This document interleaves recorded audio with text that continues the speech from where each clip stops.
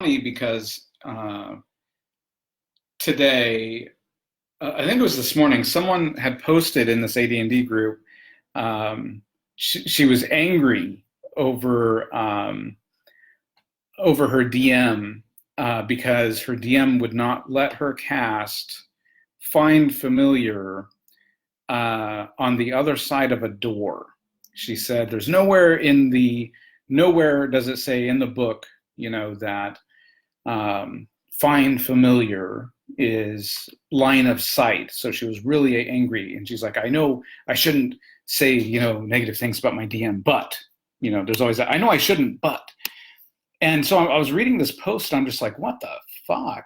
Like, Find Familiar, like, you cast that spell, like a magic user casts that spell once a year, so you cherish your familiar, right? There's no like you cast it and they like show up, whenever, like it's summon them or whatever.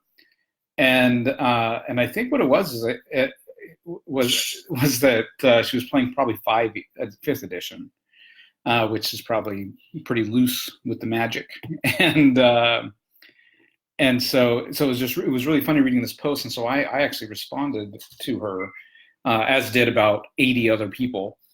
And I said, oh man, it was really, really funny. Actually, I gotta just find it. But essentially I said, because she was like, "Am I wrong?" And I responded with, "I can help you. Yes, you are. That's not how Find Familiar works. Yeah, you're wrong in multiple ways, right?" She was wrong because, one, technically that's not how the spell works. You don't just like cast it and say, "I'm going to summon something," right? There's other spells that do that, like summon monster or whatever. So first of all, she's using Find Familiar wrong. The second one is,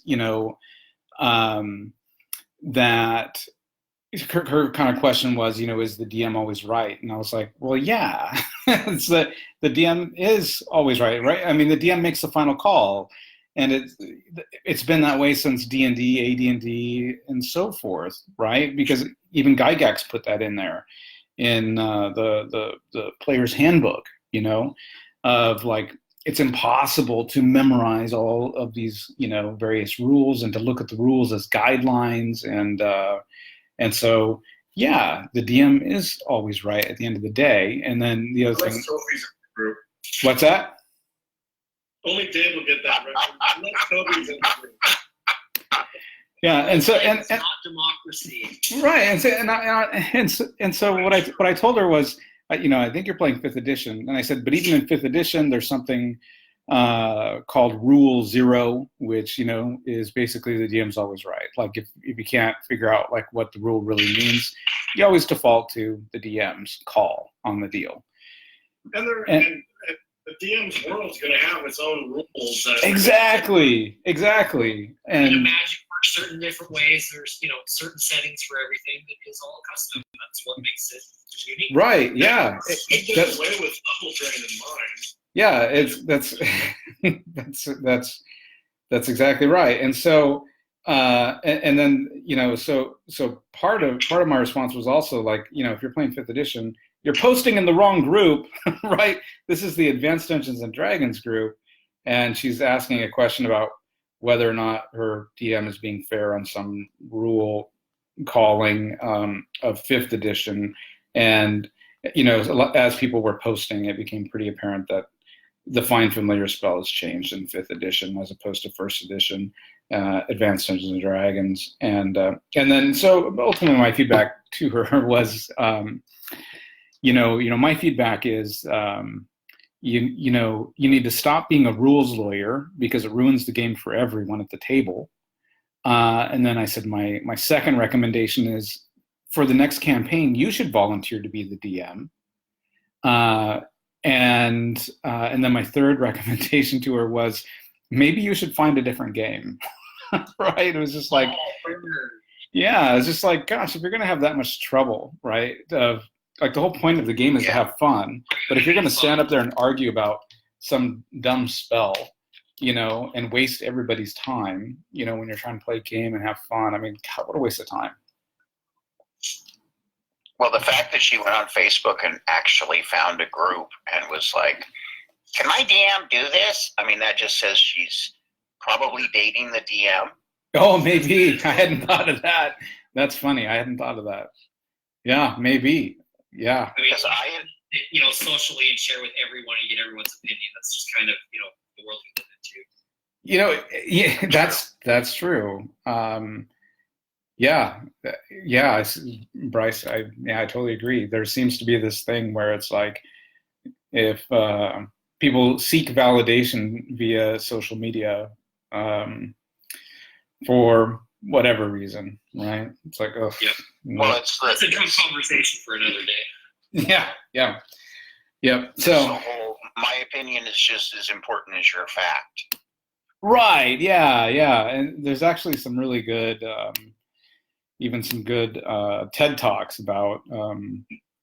I saw this TED Talk about this guy, a university professor, that had some commentary on that. That was pretty interesting. Of, where he challenged the notion that everyone's entitled to opinion, and he was like, "Really?" I think he was a philosophy professor. He's just like, "I'm actually going to challenge the fact.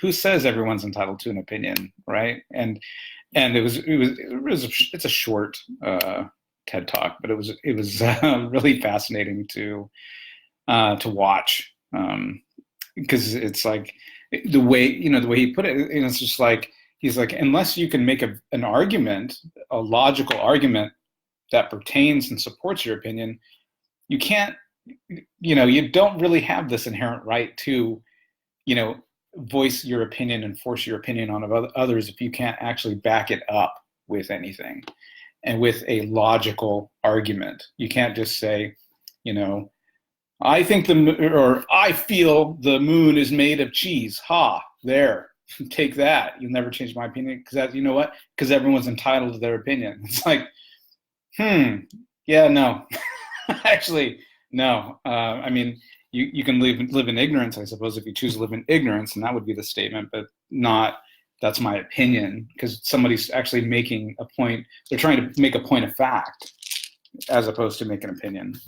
And I believe that's really where he was going about people misusing that statement of everyone's entitled to an opinion. It's like, actually what you're trying to do is say that you're entitled to your own facts, which is not true. Oh, that was weird. I got disconnected. Oh, really? Well, I can hear you now. Yeah, we're back. All right, so it looks like everyone's logged in. I see Bryce. I see Dave. I don't see Hans. Hans, are you logged in on another computer so you have your own screen, or what's the deal? No, we're sharing screen. Where she's sharing with me, yes. Too. Oh, I see. So you're sharing the mic and you're sharing the screen. Next time when he's at Case, he'll have his own little laptop or whatever. Gotcha. Okay. Okay. Great. Sorry. Just need to drink some water. It's been a crazy day. Okay, so let's start with. Okay, we've talked a little bit about the campaign. So this is going to take place, right? This is first edition AD&D. This is taking place in Forgotten Realms. It's taking place in the Moonshae Isles. So if you guys are probably familiar with the Moonshae Isles, especially in first edition, I don't know how they've changed, ever since post Avatar type stuff. Second, third, fourth, fifth edition. Don't know what they changed, but I'm sticking to the old school first edition AD&D Forgotten Realms. And in that time, the Moonshae Isles were very much like almost like the Arthurian legends of England. The weather is very much the same. It's a series of islands like the United Kingdom. It's in the marine zone, so it's lots of rain, lots of windstorms. People rely on the sea, fishing and things like that. There are, I think I brought up, if anyone's ever watched The Last Kingdom on Netflix, that's a really good, yeah, basically Astoria, yeah. The Pacific Northwest is very much like our weather because we're in the marine zone too. The in Moonshae, it's been invaded, by the Vikings a couple hundred years ago, and so the Moonshae Islands are kind of divided right now. You've got the natives who are called the folk with two F's, and then you've got the Northmen who are like the barbarians, aka Vikings, and they've kind of come in and they basically try to enslave the folk and sell them to slavers. They're trying to take over the islands. And I think I sent you guys a map that kind of showed you where the lines were drawn as far as the Northmen have control of these territories, the folk have control of these other territories. So the Northmen have basically the northwestern parts of the Moonshae Islands, and then the folk reside in the southeast portion of the islands, and then you've got the main headquarters kind of down in the south on the there's a big island in the south that's where the kingdom is and all that junk. But you guys, we are actually starting in. We're actually starting in. I want to get the name right of this. Hang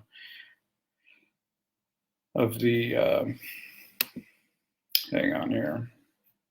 You're actually starting in the north side, which I think it's the Corinne Peninsula, and in that area, it's a little bit mixed as far as like who has dominance there. Okay, so there's a little bit of a mixture because it's a whole series of little islands, and it's also where all the merchants go. So all the merchants, as they come through Waterdeep, as they come into Moonshae to trade, that's the path they take. They come in through the Corinne Peninsula, and so that's where we're starting. So, or I should say, it's not a peninsula; it's an archipelago. Archipelago, yeah. Archipelago. So the Corinne Archipelago is where you guys are all going to be from. So why don't we start with? And also, pirates are common out here on the seas. We got barbarians. We've got then we've got royalty and stuff like that in the south. Smugglers, Exactly. Yeah. Yep. And so why don't we start with an introduction of characters now that we've kind of set the stage? Why don't we start with an introduction of characters? So we'll start with Tarl, since your name comes up first. Yeah, I am Tarl the Weasel Delphic. I am a pirate smuggler, thief, if you will, master of disguises. Okay, maybe not master yet, but working on it. Love it. So I basically, no one will recognize me. You're wearing a hat, Tarl. It's just a hat. Damn it. Clark, the glasses aren't working. That we would try and we'd get hired by families and whatnot to free enslaved folk or get contraband to help the folk. I'm kind of goodish thief, if you will, a Robin Hood type. And so that's just kind of where life has taken me. All right.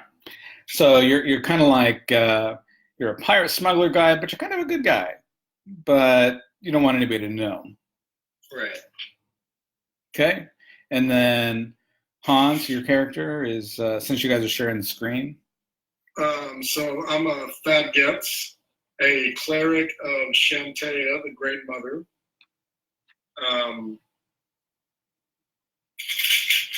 I got long red hair and a ponytail and mutton chops.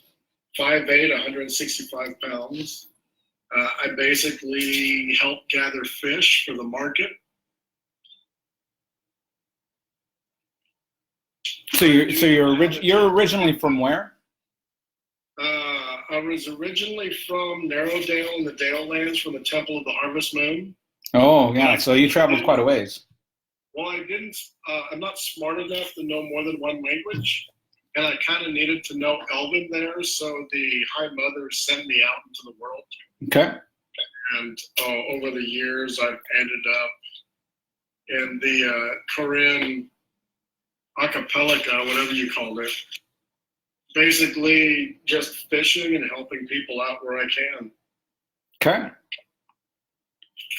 And then we have Scory, the barbarian.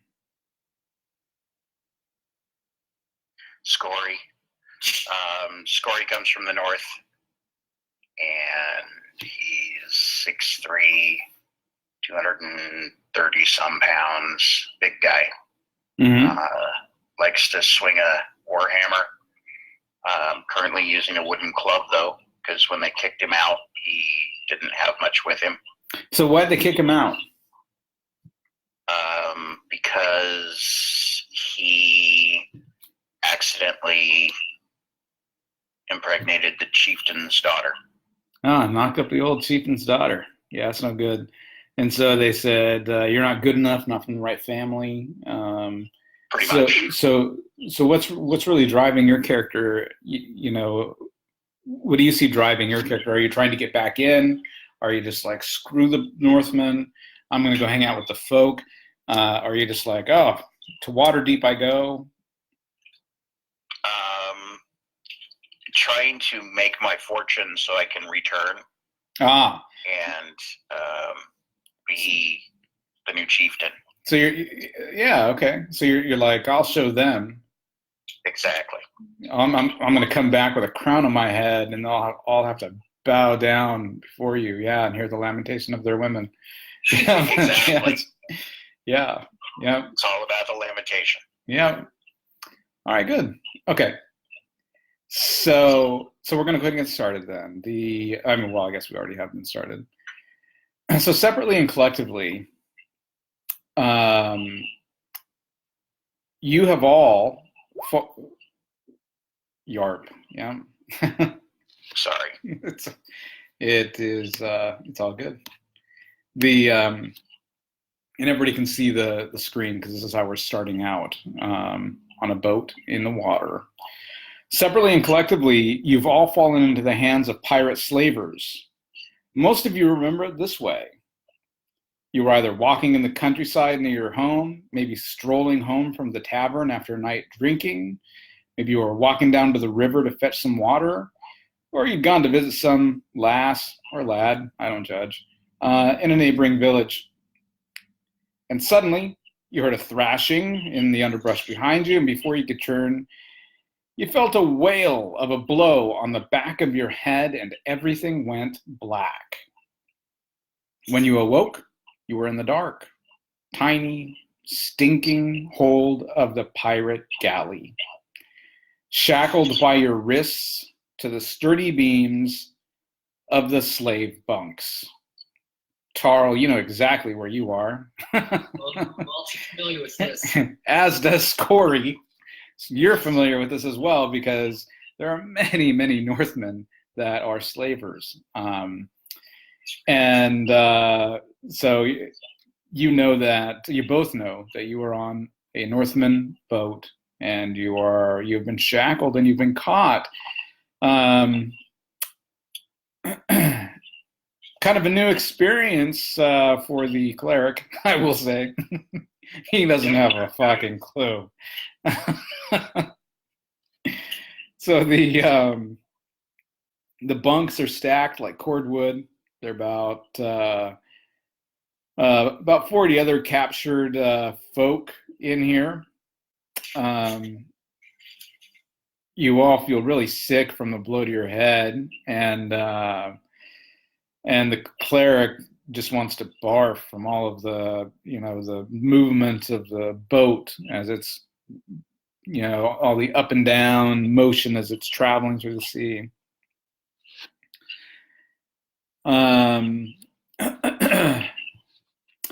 Let's see. And also from the revolting gruel that the slaver pirates occasionally have been feeding you. And you're also a little sick, from the knowledge that you're actually bound for one of the Western slave ports. As Tarl and Scory know, slaves are often captured, folk are often captured in Moonshay, and then are taken by boat to Waterdeep and sold as slaves. Excuse me. Mockingly, the keys to your shackles are hung from a hook right by the hatch to the deck, only about 5 or 6 feet from the lot of you, but you might as well be miles away. A few days after you woke up, the ship was hit by a squall, which turned. After half a day of tossing and rolling into full-fledged storm, which blasted spray and curses into the hold every time the hatch was opened. Your jailer, a man named Half-Chris, he might be a half-orc. It's hard to tell under all the grime and the walrus-like ugliness, brought about half of the shackled slaves above decks to man the oars, vacated by sailors washed overboard. The storm continued on another day, and Half-Chris took another 1/4 of the slave cargo above decks, and he looked worried. I disbelieve the illusion. It's still there. Feel free to roll. Yeah. That was yesterday. And how'd that roll go? No, you're still there. Still trouble. Yeah. Yep. Still trouble.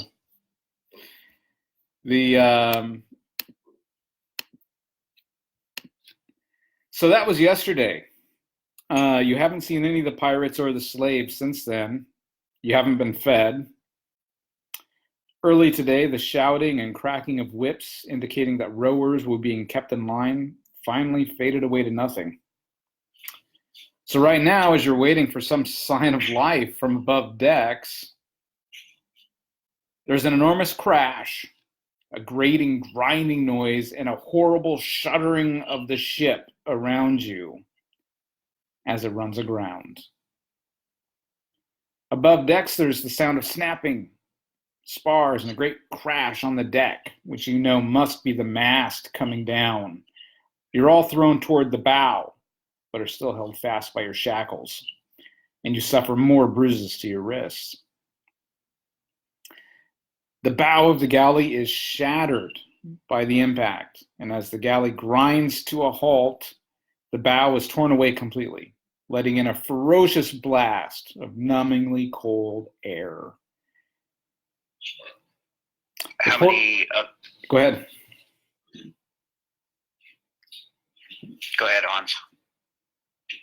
I said shit. Oh, okay. I'm sorry. How many other slaves are there left? There's one other person left with you guys. So there's 2 other people. There's the 3 of you, and I gotta look up Keith's name. I don't remember, but maybe that's okay because maybe you guys don't know his name either. There is an elfin dude and a woman.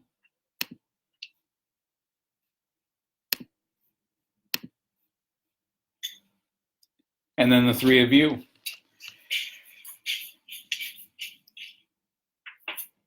A moment later, there's once again the sound of wind and pounding of surf.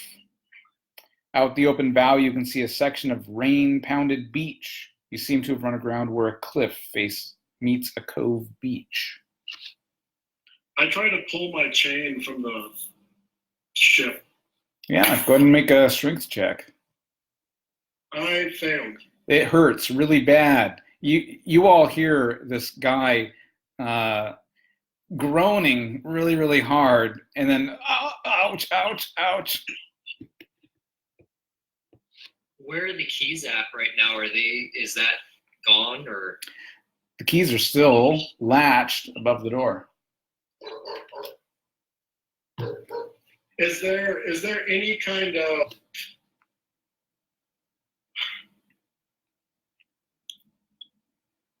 is it only slaves that are shackled in the area that we're at currently? That's correct. Well, I'm gonna holler out to everyone to like test their shackles, make sure they're still like attached to something. Sure. You know, just yank on them. You hear the woman say, "You bloody hell didn't think we've already been trying that?" Oh, yeah, okay. Are there any splinters or anything I could use as pick locks to try and pick Oh yeah, locks? there's lots of splinters, man. Yeah, it's all busted up in here. Can I make a pick lock attempt on my shackles? Yeah, you can try it. What is your I'll let you roll it. I'm gonna keep the any pluses or minuses to myself, but what is your ability in that?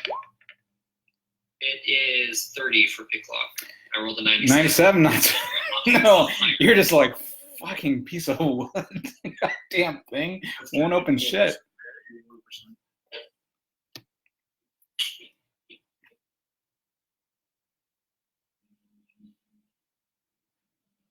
I am desperately looking for my character sheet right now. I'm embarrassed to admit. Oh, it's all right. I mean, we haven't really gotten to. I mean, I've just taken away all of your equipment.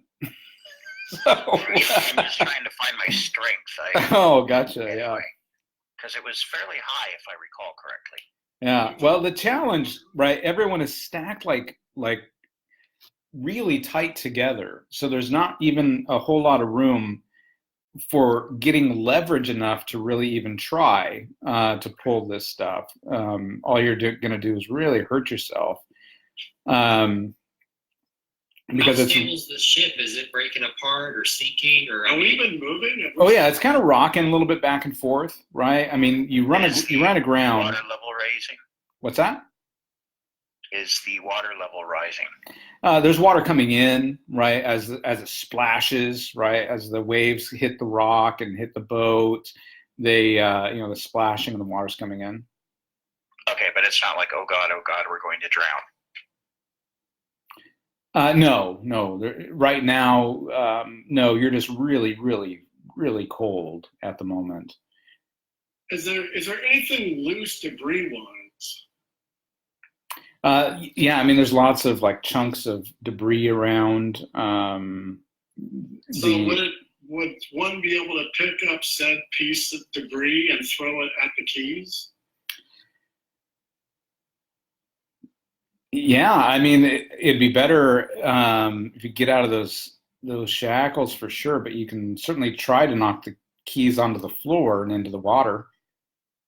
Yeah, and then That's not a great idea. Forgot about the water. Yeah. Yeah, remember, chaotic stupid is not in alignment. So let's see, how many people do we have here? We have 1, 2, 3, 4, 5. But what if we had something floating for the keys to fall on? All right, so this is the cleric. As you're fudging around and you're playing with your chains and you're trying to get some leverage and you're trying to do this and that, right? And you're looking around and trying to reach for some chunks of wood. The bunk that you're in suddenly buckles. yes. Yeah. And comes down. Now you can get some leverage.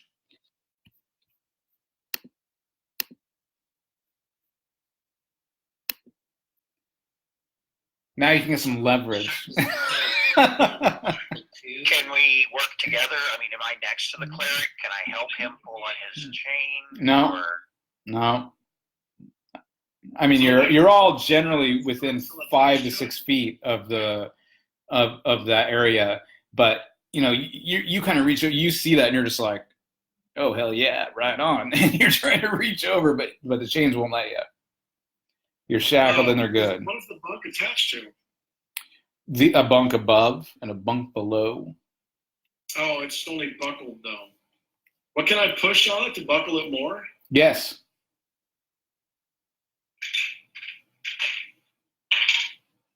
I rolled a 7. Yes, well done. You managed to pull the shackles out of you pull the chains and the shackles free of the bunk. You notice that they are about 8. There's about 8 inches of chain, right? That's still dangling from your wrists, but you managed to pull it out. I'm going to go for the keys. All right. You start heading to the keys, water splashing in, splashing your face. It's freezing. You realize, your awesome robes are gone, right? You're wearing like some rotten pants and a crappy rotten shirt, and that's pretty much it. You're barefoot and all that. So it's freezing cold water you jump into, and you head over to the keys. Yeah, you got them, man. Well, I'm going to start unlocking everyone's wrists. Okay. So you want to, yeah, everyone's out and everyone's in the same condition. Your gear's gone, your weapons are gone, you're barefoot, you're wearing these, your pants are just crap, your shirts are crap, you're freezing. Every time the water splashes against the rocks, you're just like, Jesus Christ, why do I live in Moonshade? We need to get up top and see if there's anything up there that we can get to help us. The woman says, hey, you bloody bastards, you want to help me? Well, yeah, we unlocked the other 2, of course. Ah, great. Everybody. The elf bows. He closes his hands. Thank you. And the woman is, she's a little feisty, we'll say. Probably not very happy to be here. Yeah. Yep. And so she starts looking around, and she's grabbing chunks of wood and kind of laying them, kind of going,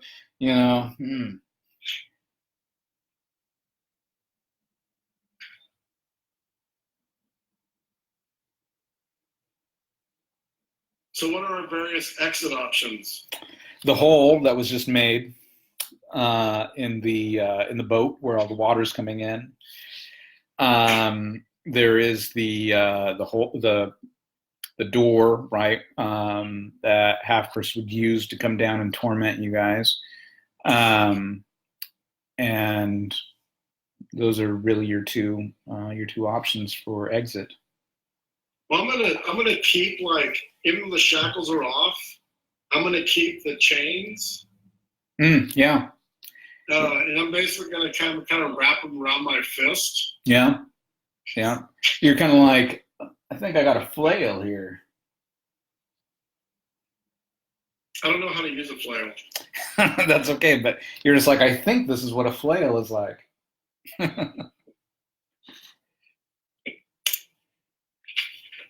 So is there a hatch or anything leading up that I can reach and open? Yeah. There's the hatch that leads to the deck, and then there's the hole. All right. I'm gonna open the latch or the hatch. All right. So you climb up there and you start pushing on the hatch. Totally immovable. You're just like, holy crap! Shit. Yep. Is it just locked? Might be something on it. What if someone stronger pushed on it? Like a big, thick, strong barbarian. I will push on the hatch and attempt to open it. You push as hard as you can, and you cannot open that. But did the muscles glisten? Yes, they glisten in the freezing cold water. Okay, that was half success. Well, we're gonna have to crawl out the hole here and get wet. Wetter. That's what she said. Can everybody swim?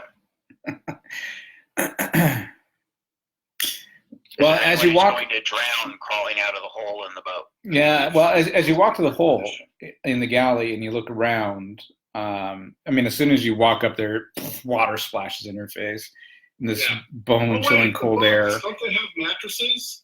Oh, God, the worst place. No, you're on wood. You look outside, and so you can look outside, and I mean, it's a gray world. You're just like, yeah, it's home. You can see the ship ran aground on a beach, and on this side of the beach are some craggy rocks, and then a cliff rise about 40 or 50 feet, and the cliff descends as it continues down the beach for as far as you can see. We landed at Dover.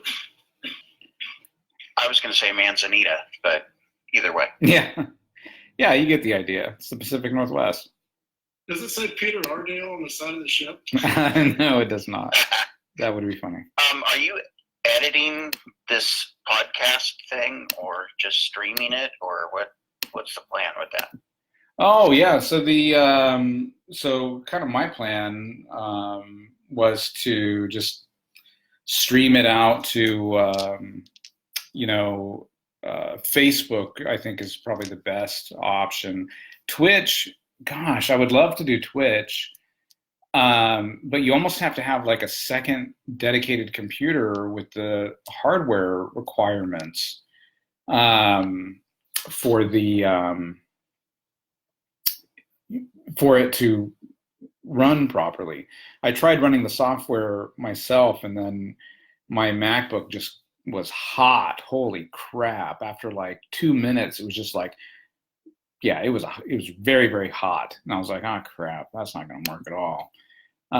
But to go to something like Facebook or something like that is really easy. And then, and then we can create this massive fandom, and people will be like, these guys are funny, and then we can sell stuff with our faces on it, and it'll be awesome.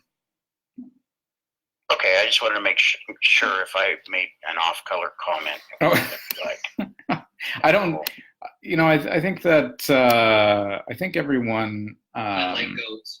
Yeah, I think that just kind of goes with the territory of playing the game, actually. All right. So I wouldn't worry too much about that, and I'm sure that our two listeners, and Keith and I talk about, gosh, wouldn't it be cool to do like a podcast, and I think that would be kind of cool. And Dave, I think you were there when we were talking about that as well. I was, yes. I think I just wanted to kind of understand the. Yeah, I think a podcast would be pretty fun. Because, pretty fun too. We can all be kind of salty at times. I wouldn't worry about it. Go back to Africa. Oh boy. Oh, Hans. Yeah. One condom could have prevented all that. This is terrible. So anyway, Okay. Back to the game. Back to the game. I found the stats that I rolled because I posted them in the Facebook group. So I'm going to quickly rebuild my character, and so I'm here. Hey, Dave. Yeah. Real quick. I'm sorry to interrupt. No, you're fine. Can you say really quick, good morning, my angels? Good morning, my angels. Thank you. Would you like to explain? You sound like the guy. You sound like Charlie. Oh, he kind of does. Yeah, that's hilarious. He does sound like Charlie. That's Charlie really funny. from what? From Charlie's Angels. Ah, okay. Yeah. You got the voice that commands 3 assassins. You just got to get the cadence down. I Yeah. will have to listen and work on that. Yes. Yeah, that's awesome, actually. That cracks me up. Well, a guy I work with always said I had a great face for radio. So, back to the ship. Yes. I am going to climb up onto the deck if possible. Yeah, so from the outside, you mean? Yeah, from like around where the hole's broken out, or kind of scramble up the side, or Is it like ladder or ropes? or just debris I can climb, or a rock I can climb and hop up on. Yeah. I'm with him. So let's. Perhaps if we work together, we could help one another get up onto the. Oh yeah. Well, 'cause before we jump off on the beach, I'm going to see if there's anything we can take with us. Because dude, we're in just rotting clothes with nothing. We got to have stuff if we're going to survive. Yeah. Absolutely. Yep. So hopefully everyone can see the boat as it's run aground on the beach, hitting some rocks. And hopefully everyone can move their own little guy around too, their own icon on the screen. And there's and you can draw on it too if you really. That was a mistake. I'm sorry. I'm sorry. Feel the need. No, it's fine. So there we go. All right, so we've got the weasel, we've got Scory, we've got Thaddeus, we've got Uric. Uric is the elf, and then we have the woman who introduces herself as Melasana.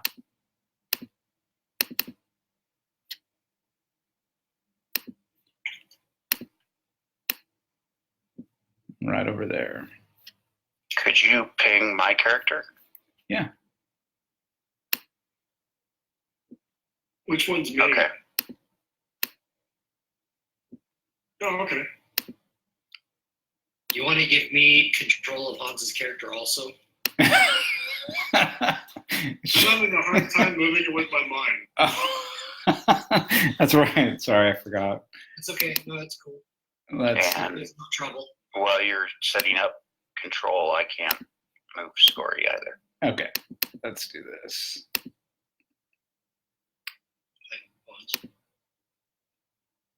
That's your back up.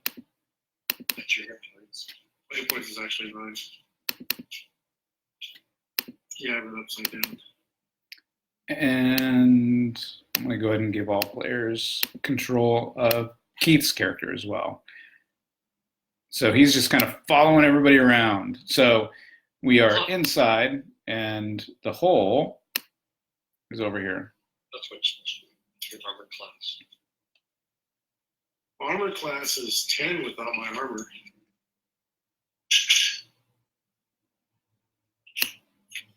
So, yeah, like I said, if possible, I'm going to climb up and, get up here and take a look around, see what the hell happened, All right. and see if anyone's alive, what I can grab. Sounds good. Clothes, food,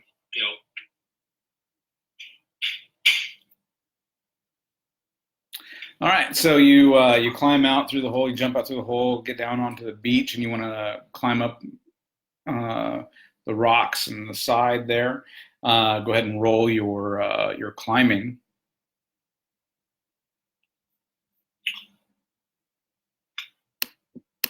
What are you guys doing? I'm gonna climbing up on deck to try and get some salvage to help us. I'm cold. I'm cold. My name's Uric. I'm cold. Last pull Uric, he already died. Yeah. So did the weasel make his climbing roll? Did you roll 100? What die is that? Oh, I'm sorry. No.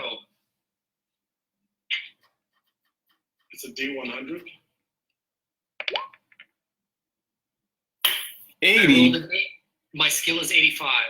Awesome. Yeah. So you scale up the side. You guys are really impressed. Uric's, well, you're a good climber. I'm just going to totally make fun of Keith for a while.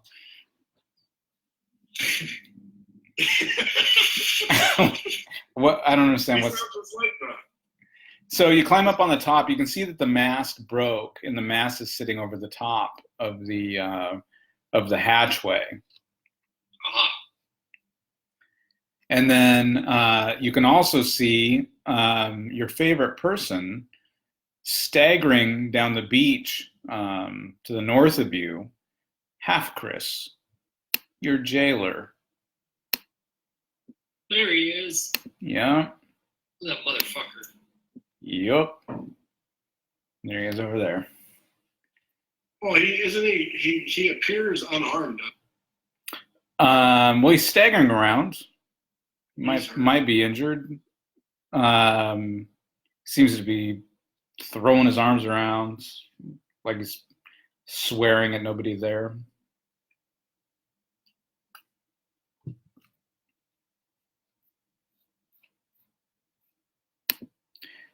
So, what do you want to do while you're on top of the boat? I imagine lay low. Search. Yeah, try Well, and stay out of his sight and find something useful like a weapon, clothes or blankets, because I'm fucking freezing. Basic survival. If they have a little locker or something to open, and then eventually go down and jump that guy. Yeah. I'm looking for a Marlin's.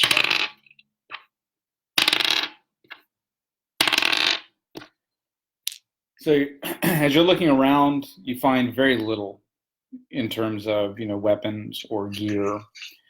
You can find some broken pieces of wood equivalent to clubs, and you have your chains, like the like the cleric did. He hung on to those.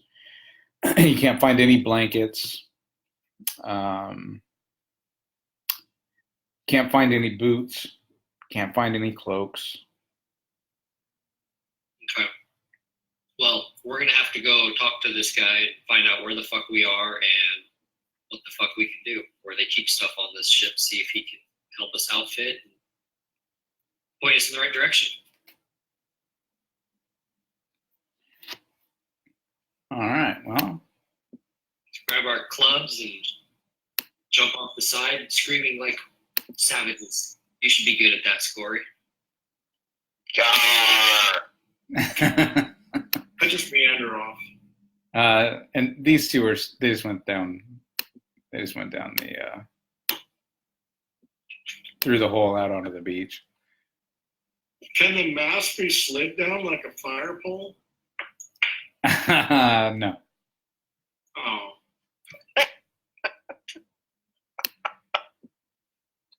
All right. So the weasel jumps. Oh, okay. Well, are you sure this is a good idea, guys?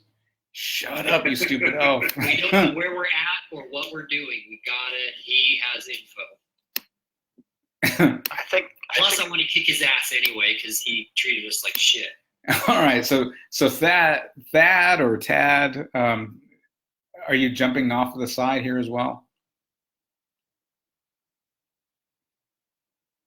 Oh yes, I'm Thad. Yeah, the cleric. Yes. Cleric. All right. Will you make a dex roll if you're going to jump off of there? Well, yes. I rolled a 4. Well, right on. So you did some pretty killer moves as you jumped down. Everyone's pretty impressed, even the weasel. All right. So Half Chris sees you, and as you get closer, you can see that he has his broadsword at his side. And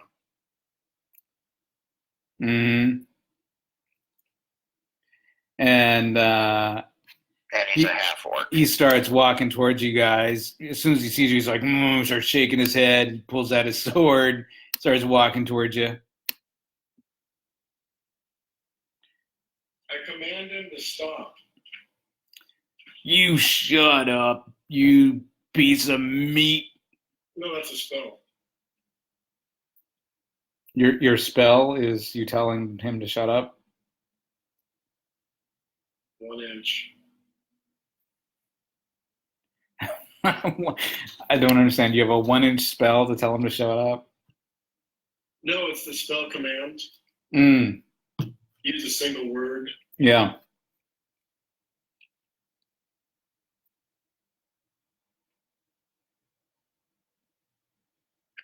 Interesting. Would a contraction work or a hyphenated word?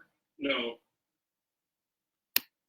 Just simple. I'm going to put you pieces of meat back in chains where you belong. I'm getting something out of this ride. Yeah, like you've done a good job so far. I've had enough of you. And then he moves into attack. So roll initiative. And counterattack. Yeah. What do you use for initiative? In first edition AD&D, we use a D6 actually in initiative. Oh, really? Yeah. Yeah. Second edition was a D10, but and I actually like that one. But in first edition, if we're gonna stay true to it, it's a D6. I rolled a 1. And then apply your modifier if you have a reaction modifier. Like the weasel. I mean, let's do group initiative. Let's make it easy, and do group initiative. And let's see. Let's establish turn order. And actually, no, let's not do that. Let's just do group initiative. So we'll just take turns rolling for the group, and then apply any reaction modifiers. So it sounds like the weasel's going in there first. So what did you roll, and then what's your reaction modifier? Well, I believe I rolled a 5. Yes, I rolled a 5, and I have +1, so I rolled a 6 total. Okay. And that beats me, so you go first.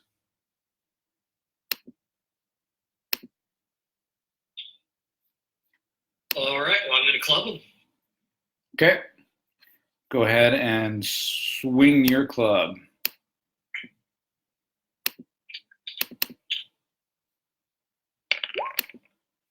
$17. So that hits armor class. Armor class 3 with no... That's a hit. And I'm guessing a D6 for damage? Right, we'll treat it as a club. So we'll say, let's see here. Club does... I'm not used to not having my DM screen to look this stuff up. I'm like, you what? Set it up next to you. I know I totally should. Because I'm not used to that. I think it does. Yeah, we'll say 1d6. Roll 1d6 for damage. I think that's right. I think so. Yeah. Hans says it might be a D4. You can speak up, Hans. You don't have to refer to me all the time. No, I'm thinking out loud, but not out loud. So a 3. All right. Ugh, he takes some damage. He's bleeding.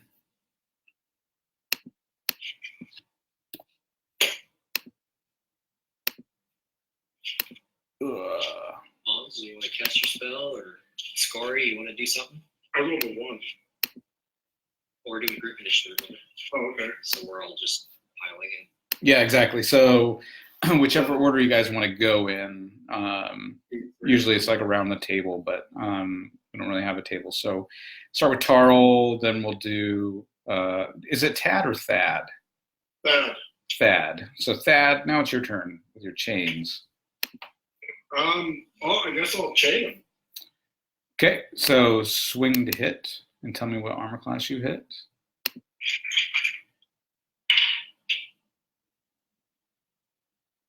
I rolled an 18. You hit armor class 18?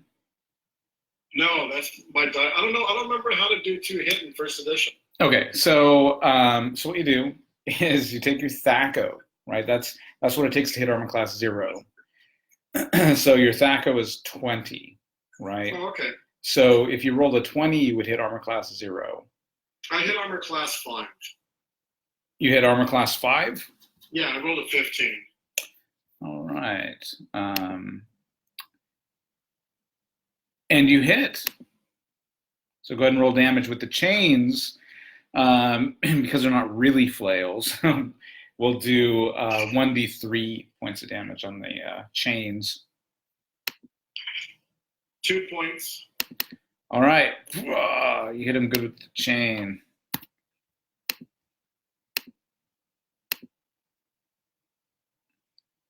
All right. Scory.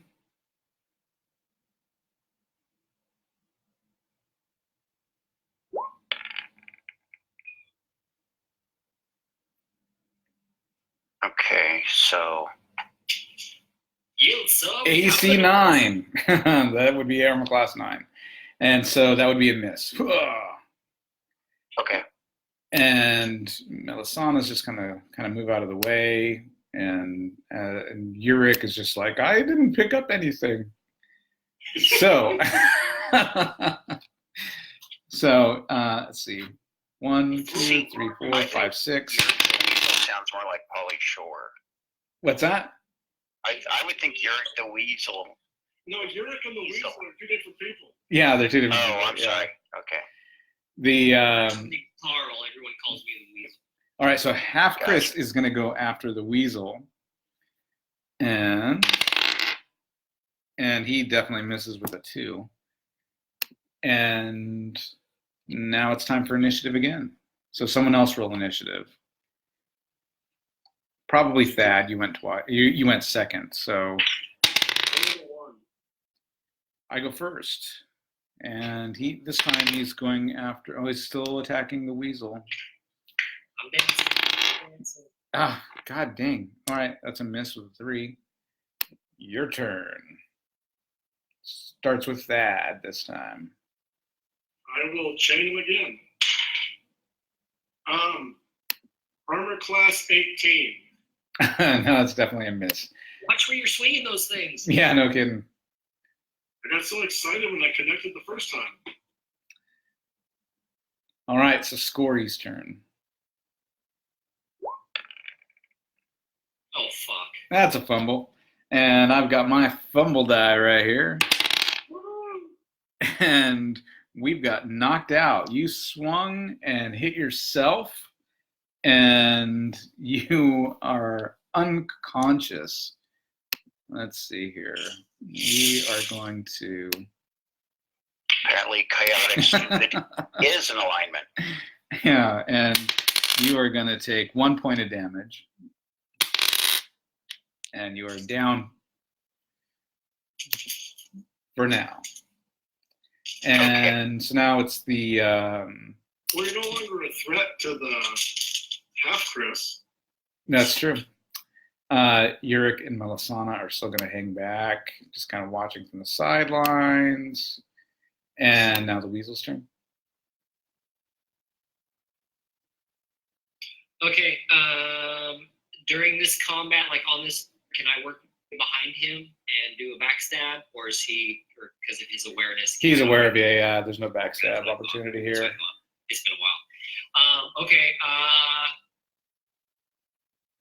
guess I'm gonna club him because I don't want to kill him, but he's, we gotta get him under control. He's clubbing the half-Chris.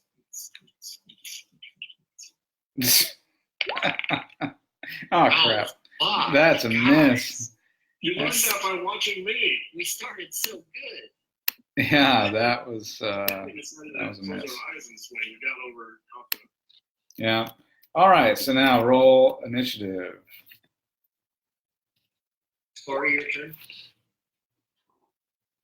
I got 5. And Scory is unconscious, but you guys get to go first, and it's Scory's turn, and you wake up. You were only out for a round. You wake up. You can't take an action, but you can stand up after because you got a real thick head, He's got I do. For a minute. Well, when your uppercut connects with your own chin, Yeah. All right. So so then we will go to man, I should just make it a standard order. It's driving me crazy. I should write it down. Let's do the weasel. I think it's a weasel's turn. Well, you beat us initiative. no, I thought we won. No, you guys won. Oh no, actually I won. Jerry got a 5. We got Yeah, 4. I got a 5. Yeah, so he is going to attack. Let's see. Weasel again. Fuck. I dance. And let's see here.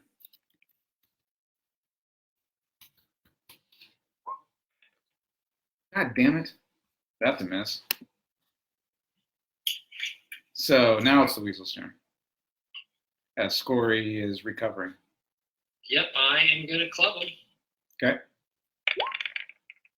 Oh, fuck. Oh, yeah. Well, you've got your own red die, I believe, of Yes, I the have, critical have failure Hans dice. die, Yeah. and I have Hans here to. I fall. I Okay. tricked myself. That's not too bad. Nah, I roll with it. Yeah, there you go. You're like, whoa, I meant to do that. Check out my style. Well, at least you didn't punch yourself in the head. I mean, that's at least something. Yeah. Can I like throw sand in his face? You could, but you got chains. I mean, it's. I mean, does he make you feel inferior? Yes. You're on the beach. You're just like. Cliff, we can see half Chris's hit points. I don't know if you wanted to or not. Yeah. Okay. Yeah. I changed it so you guys could. So you can see how bloody he's getting. Okay. Armor class 12. That's a miss. And Yurik and Melasana are still hanging back, letting you guys do your thing. And so let's roll initiative. Whoa, look at that. Bam. 7. Bam. All right, so I think it's the Weasel's turn, right? To roll initiative. I did. I rolled a 6 + 1, 7. Oh, there you go. It's all you. I stand up Yeah, and that's all you can do. and dance. Do a little jig. Haha, meant to do that. Are you doing a dance off? Yeah, so Thad, cleric. Armor class 18. Miss. Damn it. Now Scory can go. It's because I'm only left-handed. Come on, Scory. I'm here. I'm here. You waste him. You waste him time. Yarr. I have this thing turned down so much. I don't know what I hit, but yar. Oh, okay, yeah, that's a 15. That'd be AC 5. That's a hit. So go ahead and roll damage. I'm 1d6 if you're using a club. 1d3. Thank you. Yeah. Did you have any strength bonuses? Yes, but I don't know what those are yet. I haven't written everything down. I'm trying to rebuild on the fly. So, What's your strength? boom. 6 points of damage. Holy smokes. I got it right here. What's your strength? Hans Whoa. has the tables right in front of him. My strength is 18. So your damage adjustments +2. Your hit probability is +1. Cool. He goes down. Dead. Ugh. You're like, take that. You Take thought us. I was incompetent. Yeah. I'm actually incontinent. I just peed my kilt. I thought they took it. All right. So is he knocked out or dead? Dead. Oops. I frisk him. All right, he's got a broadsword Ooh. that he was That's fighting you smart. guys with. Yeah. This is a Any good other balance. keys or anything? He's wearing studded leather armor. He's got a broadsword. He's got a dagger. I snag the dagger. He's got a heavy crossbow over his back with a quarrel with 10 bolts in it. He's got some half-drunken rum in one of his pouches. Anybody write this down?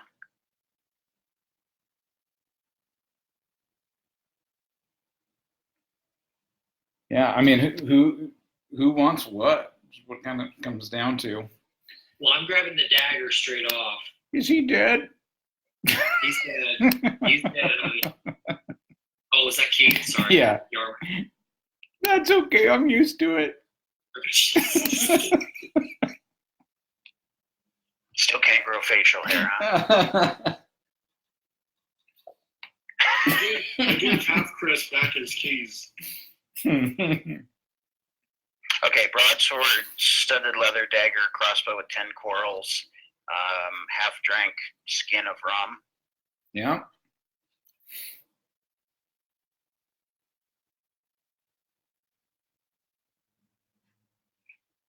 Okay, so I'm wanting the broadsword. If anybody, The armor is the only thing, and then I could use that in the room. Why don't you grab his leather? Tori, can you use this crossbow? I can't use this crossbow. All right. Well, I'm going to go ahead and grab it. I don't know how to use it either, but you're better with that giant fucking sword than I am. So What about the elf? he's They're fine. bow people. Is he? Well, He's like, Yarwin, can you use this thing?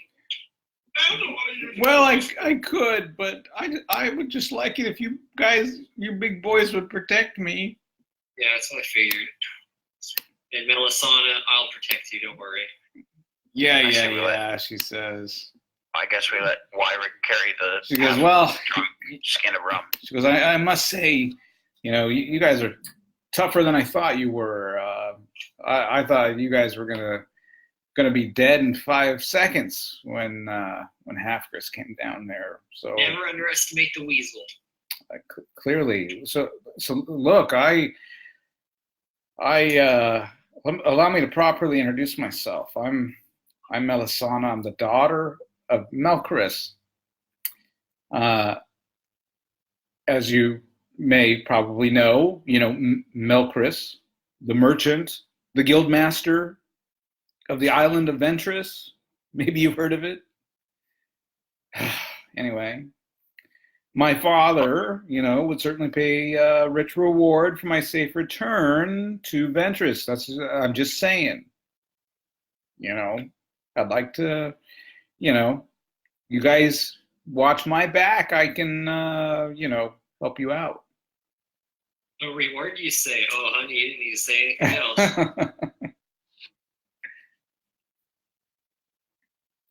Well, fantastic. Thank you. Why don't you tag along with us? We'll get you back home. Well, thanks. Do I still have my holy symbol, or is that gone? Gone.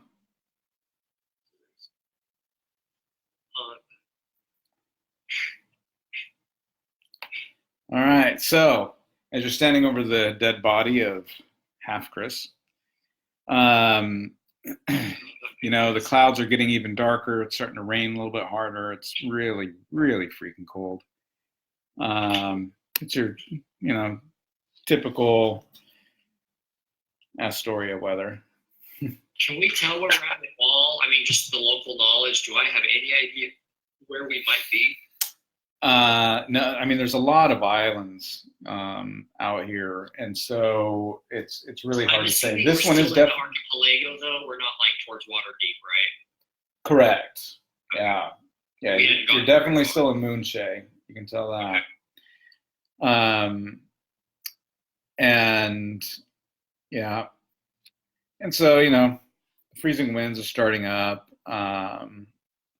Perhaps we should get off the beach. It looks like might be some trees farther inland to our right.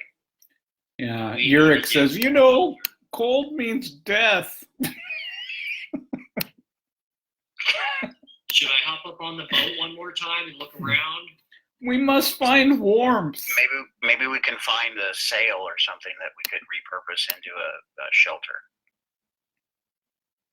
What time and of the remember, day? if you sweat, you die. What time of the day is it? It's hard to tell because it's so damn overcast here. But if you were to guess, probably midday. All right. I want to hop up on the ship and just take one last quick look. I mean, I don't want to take a lot of. I want to see if we missed anything obvious, and then we should probably head inland. I mean, I agree with Corey.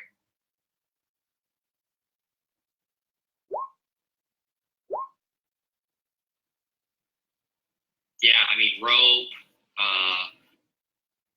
anything to help protect us from the elements. Oh, okay. Shit like that. Gotcha. Good idea. Like okay. flint and steel, like a little barrel of water, anything.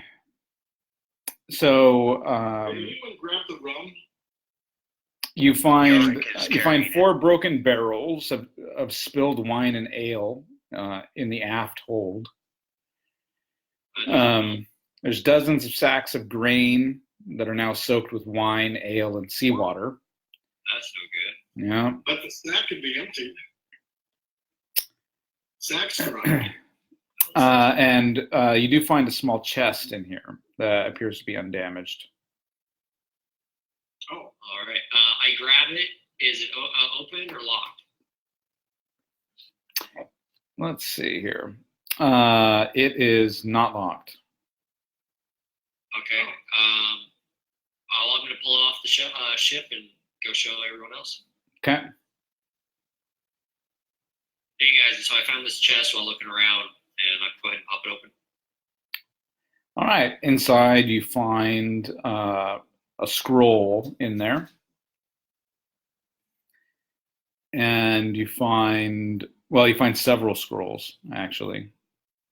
And a book. All right. Well, this is out of my league. I'm giving half Chris a makeshift burial. Okay. He deserves a burial.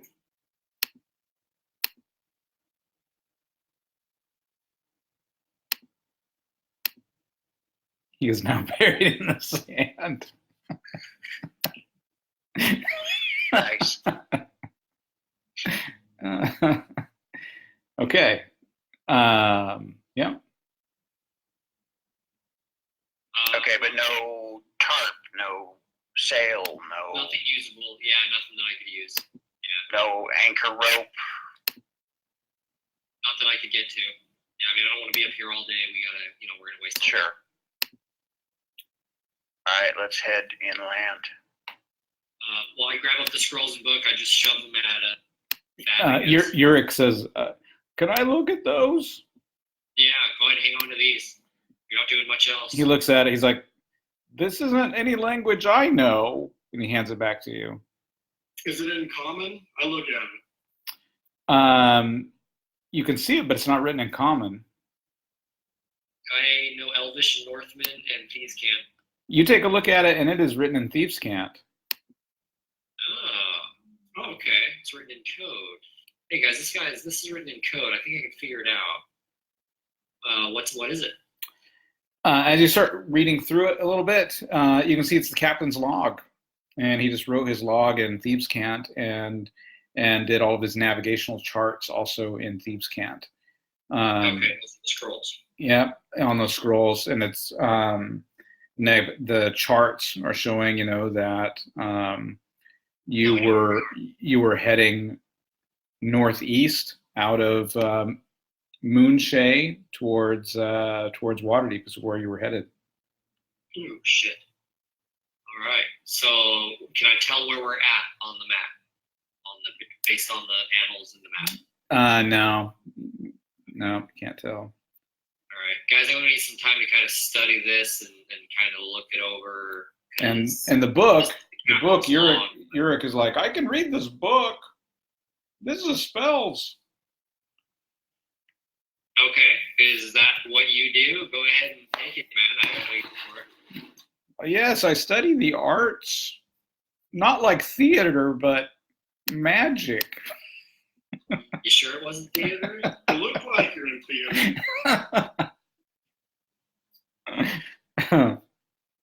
You also look like you raise your pinky when you drink tea. Doesn't everybody? The wind starts to howl. Okay, entertaining as this is, let's move inland. I can probably scrape together some kind of shelter out of some tree branches or something. All right, Scory, lead the way. Okay. All right.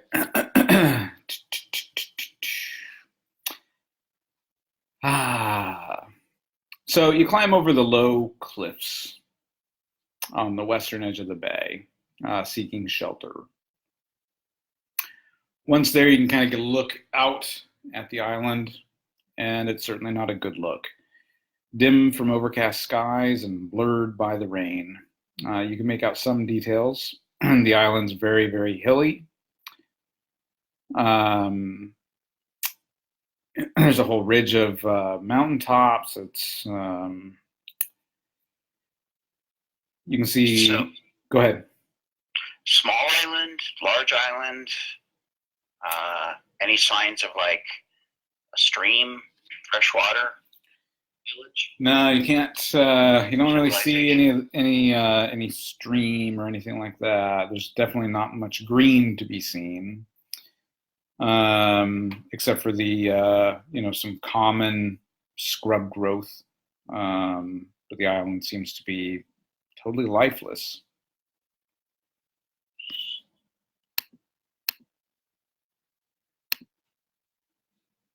Yeah. So let's get you guys a new view.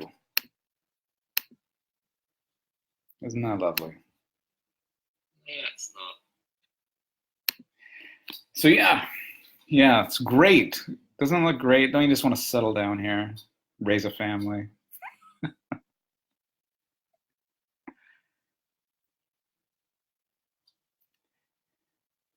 So Looks like home. yeah, pretty much. So what do you want to do? I'm getting cold, says your Chris. We don't have any means to start a fire. No, and it's really windy and rainy right now, so that'd be tough. Dry wood. Yep. Well, I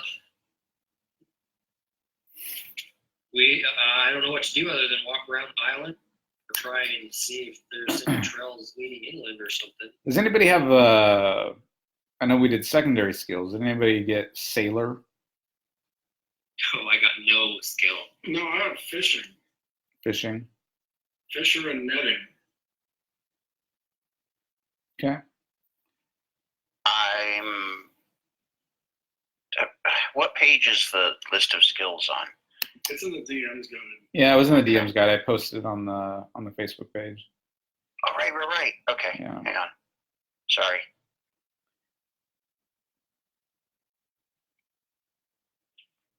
You're like, get with it, Dave. Hey, Yorick, do you have any kind of like a flame spell that you could use to start a fire? The only thing in here is I can make you sleep better. Well, I don't want to sleep better. I can command you to. No, I'm just kidding. I command the wizard to stop. I know. I was messing with you. No, there's nothing in that book that can really help you out. You know, it's funny you Let's ask. see what- I do have sailing.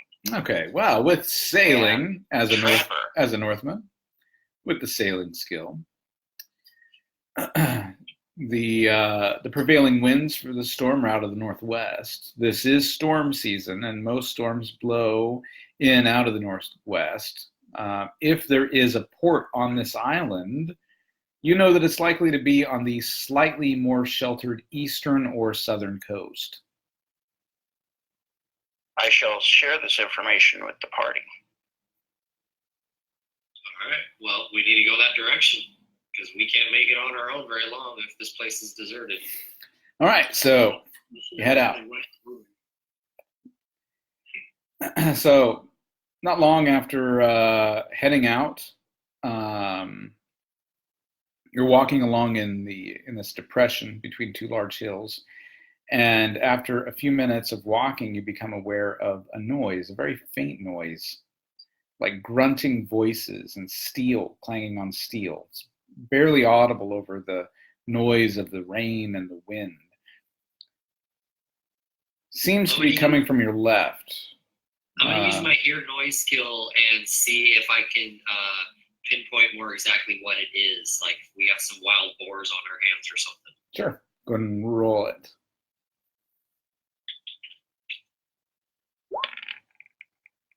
I rolled an 18. My skill is 10. Ah, brutal. You know they're grunting voices. Guys, there's a bunch of grunting coming over those woods. I don't know what it is, but Yeah. Orc honeymoon. Wild boar, I was thinking.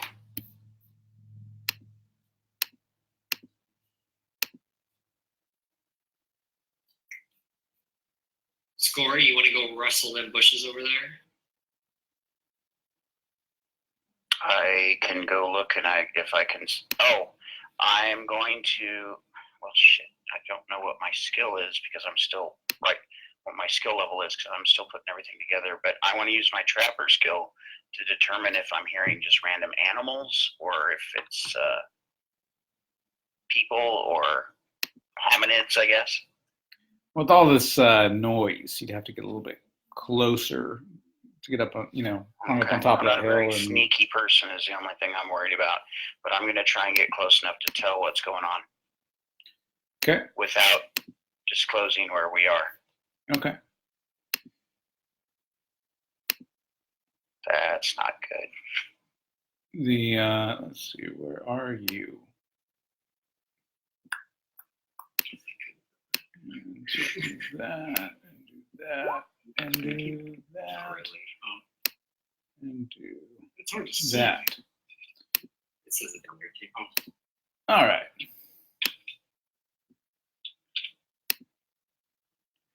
Climb up to the top of a hill. And just going to zoom out here a little bit. So you climb up to the top of the hill and you look down into this ravine.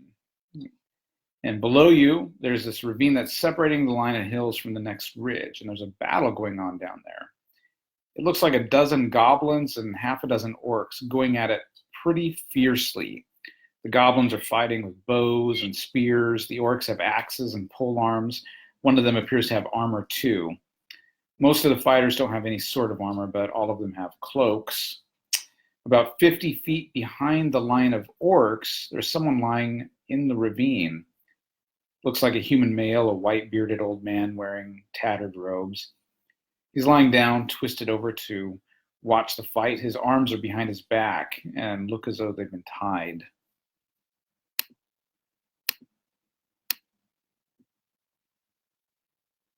I impart that information. I move back from the edge of the ravine and then impart that information to the rest of the group so everyone's aware of what's going on. Okay. All right. We should hang out up here, let them do out, and then jump whoever is left. Grab I concur. and check out this old man. Hopefully he's a local. All right, let me make sure that, yeah, you can control your guy. Yep, good. Yep. Sorry, I was creating water. You didn't miss anything. Goblins, orcs fighting it out. Old man laying on the ground tied up. Scory and I both agree we should let them fight it out. Jump to the left, grab the gear. They got a bunch of cloaks and clothes, a little bit of armor. And then we can free the old man. And free the old man. Hopefully he's a local. Okay. All right, they're duking it out.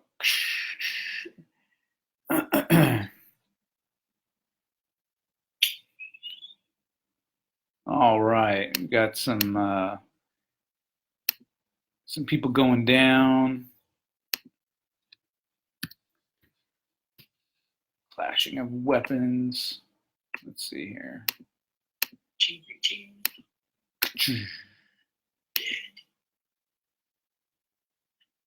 Spear in the gut. Yeah. That Yeah. was his name. That was his name. Face. Yeah.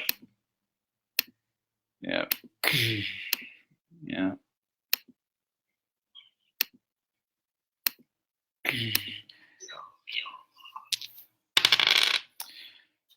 Taro, you're getting weasel. You're getting kind of a kick out of this. You kind of lean back, and the boulder you're leaning on kind of rocks a little bit. Oh, shit. No, Oh, roll shit. it down. Yeah, let's pelt him. Avalanche him. Okay. Hey, Scory. I got an idea. Sounds good to me. Scory's not that bright.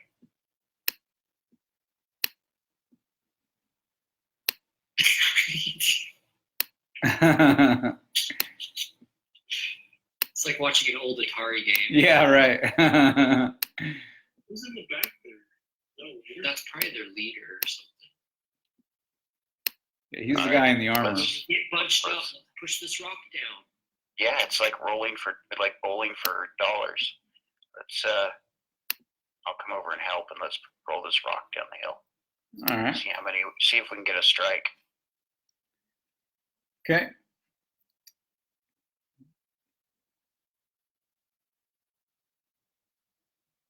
Let's see. So here. are we rolling percentage or 20-sided or?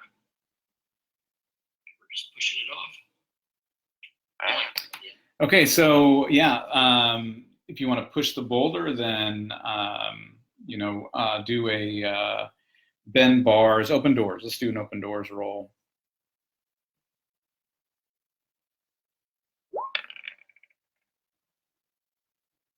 Open door 20.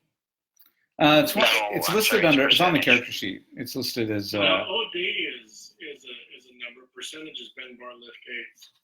Yeah, OD is a number. I don't know if it's a 6 or a 10. Well, what is your open doors? Mine's a 1 to 2. So yeah, let's roll a d6. Dave's is 1 to 3.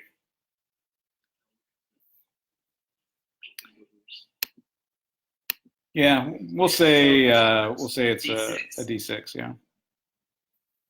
So go ahead and Oh, okay. And if you're combined, You have my help. Oof. Oh, but you work together. Yeah, with my help. Is All right. I give him a +1 or something? I mean, I'm not strong. Yeah. So both of you guys roll. I saw I score. rolled a user. 4. Yeah.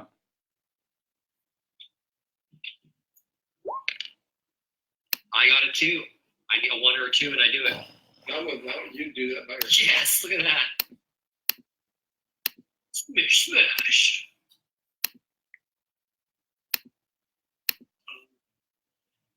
It kills me or something. Yeah. Others.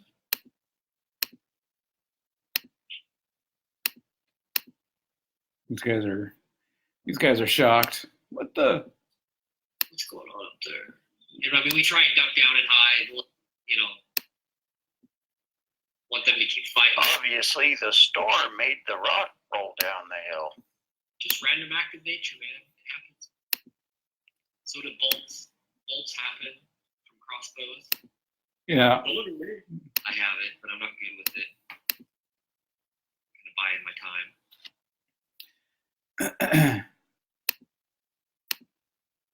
Buy it and wind down. This guy's looking up here, starting to check and look at where that boulder came from. Now that I there's try and do a surprise. I'm gonna jump out and crossbow. okay. Yeah, you can get a free attack, and then we'll roll initiative after that. Okay. I'm gonna shoot that guy in the. How do I ping? How do I ping? Do what? I don't know Double how to click. ping. Double click. Yeah. For me, I have to hold it down, actually. Okay. Yeah, that guy. Okay.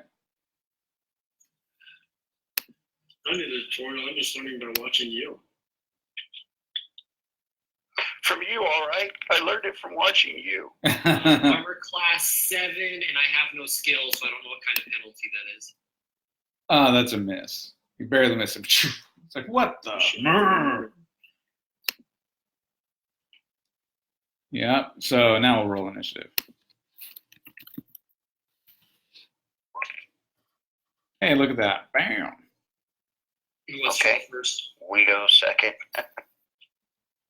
So, well, the weasel started it, so Yeah, I'll roll.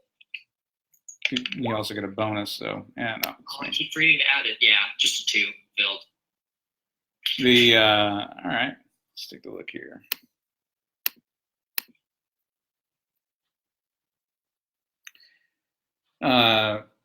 That orc that you were shooting at starts grunting and yelling and pointing up above. Meanwhile, these guys are still down here fighting.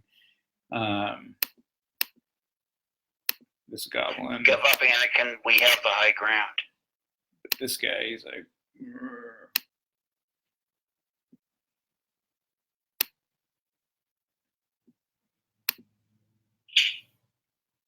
And none of them have any weapons that can actually reach you, except for this little goblin over here's got a spear, but he seems pretty happy with the results.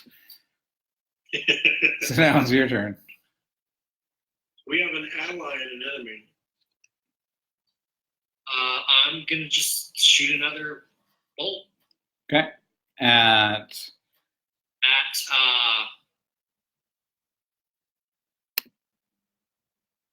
main guy. Okay.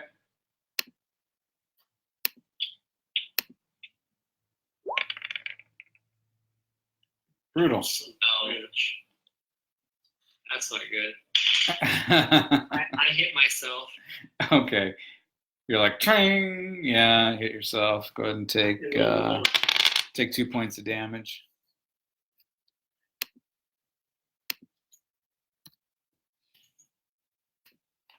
That sucks. Yeah. Next. Thad. I'm gonna throw a rock at him. Okay. You pick up a rock and you throw it at him. Armor class 8. That's a hit. Really? Yep. What do I roll for a rock? Let's roll 1d3. It's a good sized rock. Got some sharp edges on it. Like a ninja star. You're like, I fight with fucking chains and rocks. You're like the Bruce Lee of chains and rocks. You're whipping your chain around like nunchucks.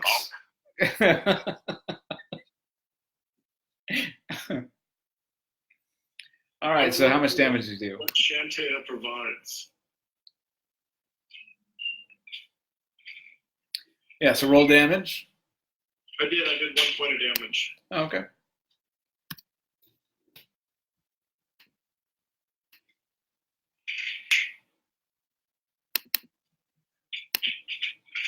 Did you roll this?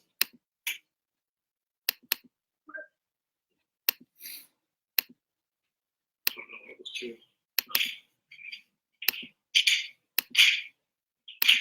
All right, Scory. I am going to slide down the side of the ravine. All right, roll dex. What is your dex?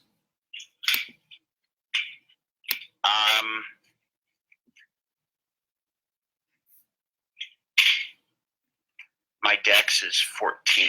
Okay, roll. It's a D20. Yep, roll d20. You want to roll 14 or less.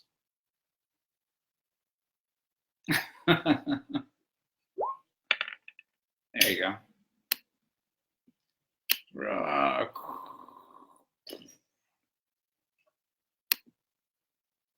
And I'm guessing that's it for this round. Yeah, that took some maneuvering, Okay. you know. I was going to say, could I draw my? Well, I don't really have a scabbard, so I guess I'm. Yeah, you're just down there with your My sword. sword's readied. Your sword was out the whole time. Yeah, these two. You don't have a scabbard or a belt or anything. Yarwick, put him to sleep, bonehead.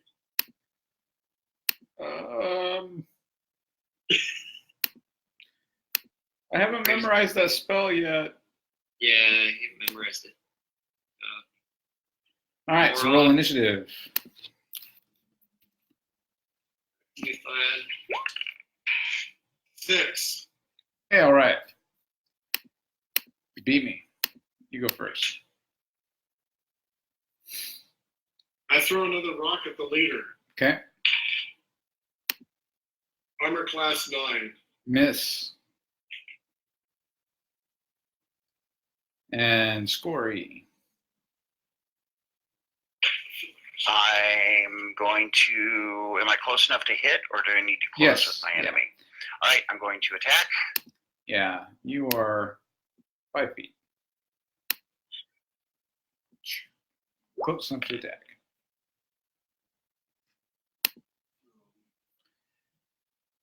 So you hit AC 7. That's a hit. Plus your strength bonus be AC 6. Yeah. I don't know what your strength is. So, do you have a bonus to hit with your strength? He does. He has a +1 to hit, Okay. or +2 to damage. So with a 14, then you hit armor class 6, which is a hit. So roll. I believe it's a 1d8 for the broadsword. +2. And then if you have any bonus damage.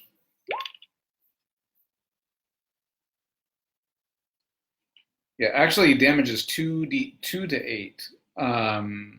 So you would roll 2d4.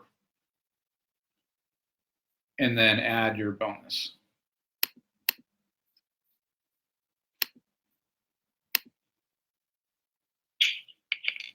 There you go. Holy crap, look at that. 9 Nice. points of damage. Let's see what happens to him. Let me take away 9. He goes down. Okay. Next. Yeah, I'm going to shoot the crossbow at the goblin. The goblin, he might be your buddy. Okay. That was cool. Yeah, it was pretty. Hey, look at that. That's a hit. Yeah, right. Well, and with ranged weapons, with a thief, you get the bonus to hit based on your dexterity. That's right. So it's armor class 3. Yeah, that's definitely a hit. And so damage would be a 1d6, I believe, I see 1d4. for a crossbow. Yeah, for a light crossbow. Oh, this is a heavy crossbow. Okay, it's a d6 then.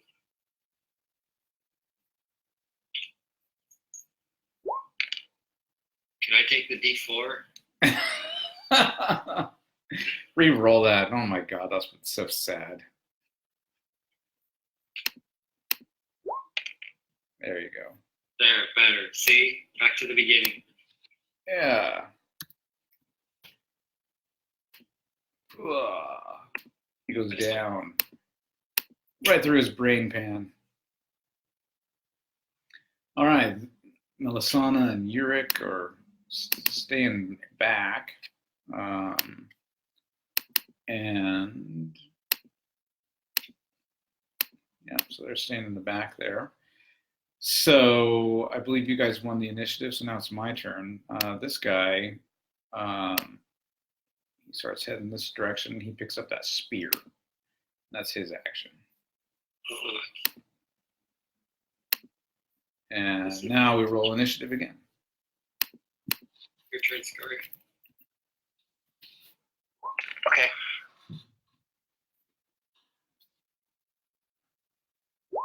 Your dex is 14. I'm sorry. That's correct.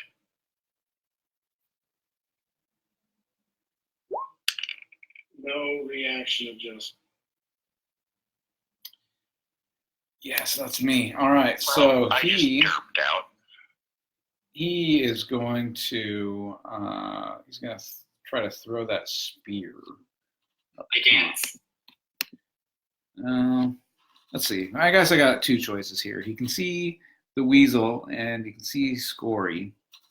And so we'll say 1, 2, 3, 4. And we'll just do.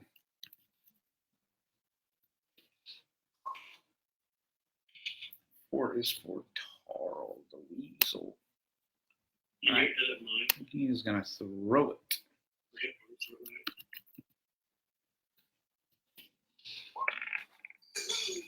Oh, look at that. Brutal. Oh, I I hope Thad has some of those healing spells memorized. Motherfucker. 'Cause I already hit myself. I know. AFK for a second. Healing the weasel. Is that code? Not like choking the monkey. I'd lay hands on the weasel. Well, lucky you, it's a small, little mini spear. Javelin. The neck. Nick. And half neck. Oh, 4 points of damage.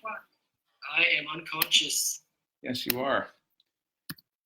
4. The weasel's down. The weasel's down. Yeah, so he needs to be stabilized. I can do that. Moisturize me. I'm back. All right, whose turn? I guess it's mine. Yeah. I'm gonna cure light wounds on the weasel. All right, do it. That's a D8. I like first edition cure light wounds. Right? That's an 8. Bing. All right. Ever. The max is 6. There we go. Well, you feel really good. All right, you saved the weasel. You saved the weasel. All right, let's roll the initiative because those other guys aren't going to do anything. I didn't get Oh, to go. okay. Yeah, Scory, go for it. Yeah, he's down there. Yeah. Where is he? It's over here. Oh, he was hidden in the rock. 35 feet, huh? Yeah. How far can I move in one? So humans can move 12 and attack. And so you would be moving 1, 2, 3, 4, 5, 6. You can move 6. Or sorry, you can move 12 total, or you can move half, which would be 6, and get an attack. So you could move to there. You wouldn't be able to move. You wouldn't be able to move there. That'd be too far. But you could move there. But if I move there, I can attack. Yep. And just go. Okay. So roll. Oh, Oh, that was Brutal. I'm telling you, this game rolls slow. It doesn't, dude. It doesn't. We trusted it. I was on 15, and I just. And that's going to be a miss then. Let's move on. Yeah. All right. So now we're going to roll initiative.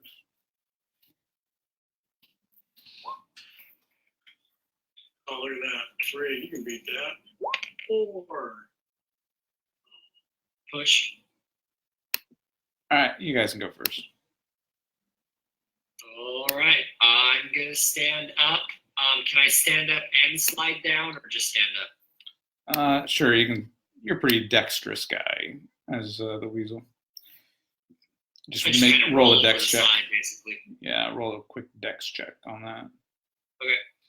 Absolutely. I do it with flair. Yeah. Made it by 1. You're like, haha, I'm here. Ha! Next, Thad. Let's throw another rock. Okay. Big scory. AC 4. That is going to be a hit. 3 points of damage. Damn. And he goes down. Phew, they are all dead. Well done. Huzzah. Huzzah indeed. Is it safe? Thad, do you want to go check out the old man?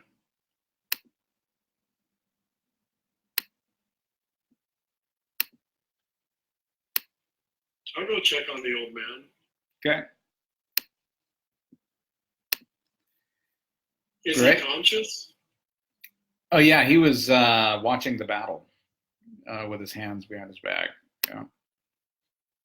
All right. So, what do you guys want to do first here? Check out the old man. I said hello. All right. He says, "Hello. Will you please untie me? Please." Time. Sure. He says, my name, and he's an old guy. He's like, my name, I haven't needed it in a long time, is Keystack. And you're the first human faces I've seen in more years than I can remember. It's true. And you wouldn't know it to look at me now, but in my day, I was personal groom to himself, to Biladel, the Sea King. Yeah, this is the island of Biladel. You didn't know that, did you? No. I did not, I must confess. Well, he himself died when the pirates crushed the island years and years ago, when my hair was still black and my face unlined. I didn't fight on that day when the pirates came. I just hid in an overturned, ruined boat that no one looked under. Well, what's that? I think we should give you some rum. I would gladly take some. So yeah, the pirates, they showed up and they were murdering and burning and stuff. And when they were all gone, I was here all alone since. Living in the house of the Sea King, though, but I was protecting the treasure, we left behind. Because the pirates, they never found the real goods of Villadale. Just some of the trinkets and the baubles kept in the manor. And, anyways, been hanging there and becoming tired and gray. How long has it been? I don't know. But the orcs, those things, they came a few days ago, captured me, and said the stories, said that the treasures of the Sea King had never been found, which is true enough, I guess. And they said I knew where it was, which was true too, but I never told them so. The goblins, though, they came 2 days ago. The orc chief and the goblin chief, they talked, and the goblin chief said they were to claim the island as their new stronghold. But the orc said that they were there for the treasure too, and as soon as he said it, the goblins wanted the goods, and there's just been war ever since. The orcs were all set up in the old soldiers' barracks, and the goblins are all in the old stables, and the manor is there in the middle where they hunt around for treasure and fight one another most of the time. But there's another place where they went once. They leave it alone now, and that's the temple of the goddess. It's on the far side of the hill overlooking the manor. And if you and your friends want to take shelter there too, no one will bother you. Did it just cut out? No, you just stopped talking. Oh. Radagast, is that you? No, his name is I don't know who Radagast is. Sorry, I was being funny. Apparently not very funny. I'm happy to take some shelter in the temple. And would you like to take shelter with us? yeah, why don't you come with us and we'll talk some more. Sure, and I can show you the way. Perfect. Let's just grab some of these clothes and things off the orcs here because we don't have much on us right now.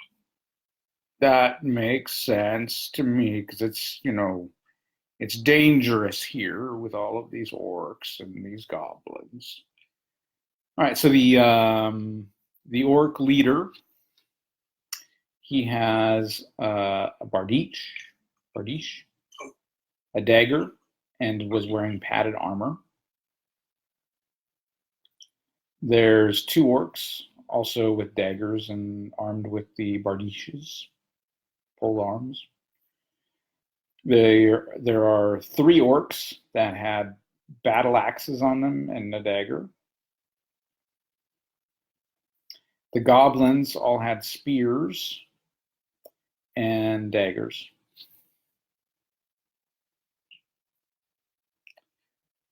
And yep. And there were a couple of goblins. There were 4 goblins that had battle axes and daggers on them. No short swords or any shit like that. Nope. All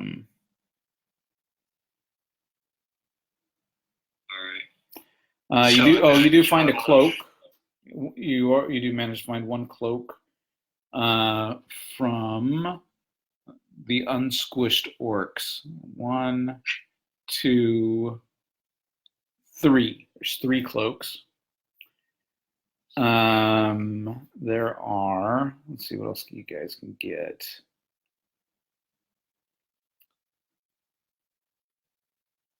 What about boots? The orc commander had a pair of hard high boots. Hard hide boots or? Hard to hide. Yep. Okay. So long. Not like sneakers. There's some regular boots out there.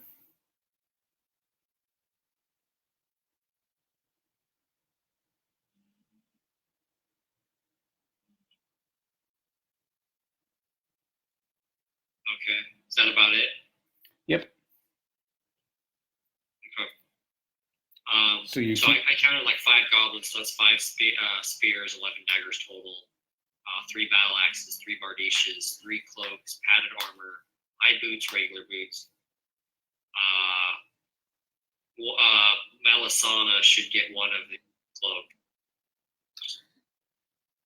We gotta keep her alive. Yeah. She's like, thanks. That's very kind of you to give me this, and she smells it. Well, yeah, but it'll keep you warm. I know it stinks. We all stink. I'm gonna give her a dagger and a spear if she'll take it, but definitely hit you here. She says, I'll take the dagger and some boots. Could use some of those boots. Probably the goblin's feet are probably the closest size, even though they'll probably stink. Fine. Do you know how to use the dagger, lass? Oh, let's not go there, shall we? Stick 'em with the pointy end. Uh-huh. We should give the wizard a dagger. They're daggery types. Yeah, Okay. give him a dagger. I'm gonna take 3 more, so I'm just gonna tuck them in my belt, whatever. Rope for a belt, whatever. Give the padded armor to Yarwick. Okay. I'm gonna grab a spear. I mean, I don't know how to use it. I can use padded. I have my dexterity. He doesn't have. I want to keep him alive too. And Scory, did you want a battle axe or a spear or anything? You want one of these cloaks? I would love a cloak, a battle axe, and maybe those high boots. Sure. I can live without shoes. I'll be fine.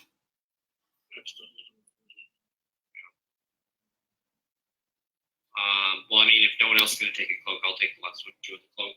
You thought that. I'm pretty much wearing studded leather. Okay. I'm going to grab the cloak also then. So that's all the cloaks. Okay. Okay. I think everyone's got what they're going to grab. Yeah? Okay. So go on, Leon, old man. We'll follow you. Let's head to this temple and rest and hear some more about this island. Oh, well, what would you like to know about the island? Right, where's this treasure at? We're going to use to kick the pirate. The treasure's in the manor. It's in the manor house. Is there any secret way to the manor, like a back door or a secret passage? Oh, I know lots of ways into the manor. I've lived there for years. I mean, I know all about the manor, absolutely. Okay, well, let's go up to the temple and shelter, and then I'm going to pump them for more information while we pump them full of rum. And I'm also going to pull the charts out and see if I can find this island Villa Dell on it. Yeah, let's see here. But I figure let's get undercover and stuff before we sit and do all that. Let's get out of the element. Get hidden. Who are the Oh, flint and steel. Did anyone steel to make a fire? Here we go. So, now that you know what island you're on, Excellent. Here is a map, as you are familiar already with the. Are there any indigenous? What are the indigenous tribes of this island? Everyone was killed by the pirates. Yeah, just a pirate. Yeah. Oh, So now you know you are on the middle island there. is there a pirate leader of this island?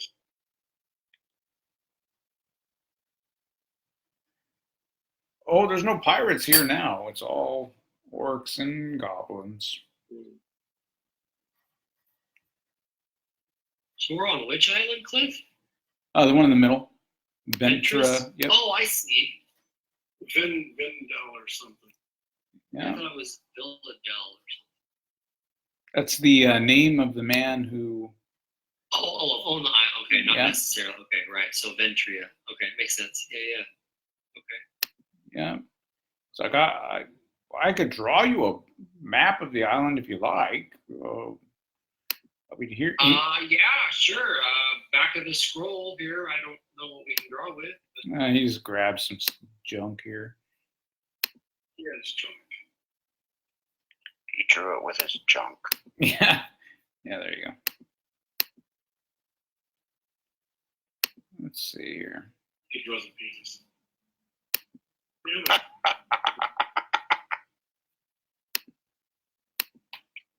Hold on. Show to players. All players. Let's do that. Boom. And let me edit this. All players, yeah. Good. Good. So now I can. There you go. That'll be in your journal now. yeah, that'll work. Draws a little map for you. Tells you you're in the Western Hills. You just head up to the hill, over to the temple that overlooks the manor. And the manor's down below it. Yep. Are there primary goblin and orc camps that you're aware of? He tells you that they're all down in the manor fighting.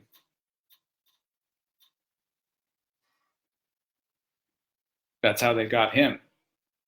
Right. They started How fighting. many of them do you think there are? He didn't have time to count them.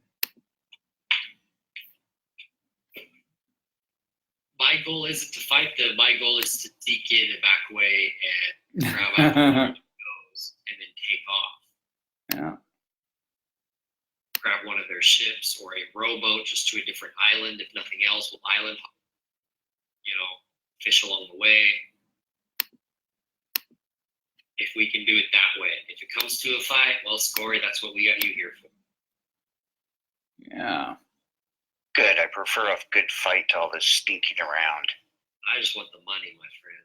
Money makes the world go round.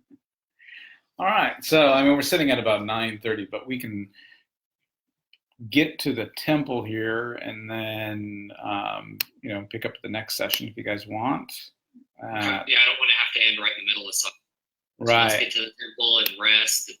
Yeah. And, So, find out any more information or whatever. Make sure we get there okay. and yeah, so you enter the foyer, right, of the manor, or not the manor, but the temple. And so the outside of the temple, key stack, it leads you down these back trails and across some rough terrain. The building before you was doubtless a beautiful temple in its day, 2 stories in height, crafted from well-fitted planks of dark hardwoods. Brought from the mainland, the windows are spacious and cheerful, closed against the wind with brightly painted shutters. A gate of well-crafted wrought iron once stood before the large front door, and a trellis of well-tended ivy once leaned against the right half of the right face of the temple. Today, after 60 years of neglect, the temple is a wreck. The expensive wood is old and pitted, cracked and decayed. The windows are still spacious, but most of the shutters are gone. The few that remain bang open and closed in the wind or hang crookedly from a single hinge. The wrought iron gate is as intricate as ever, but rusted over, rusted clear through in places. The ivy that once planted as decoration now covers the entire right side of the front wall and continues around the whole right side of the temple. It's a spectacle of gloom and disrepair. There are, however, no lights within, no sign of habitation, and the walls may be sound enough to keep out the worst of the weather. And yes, yeah, Keystek is old, because 60 years, that is correct. So he leads the characters clear up to the gate at the entrance, or leads you guys up there. Pulls it open a little, makes a squeak, kind of alarming, but it's not too loud. And then he steps through those doors. Now that's you guys into the foyer here. And what he does is transforms. No. So he lights a little torch deal. Okay, and curious if I can, let's see if I can do this. He's gonna go inside, and I'm going to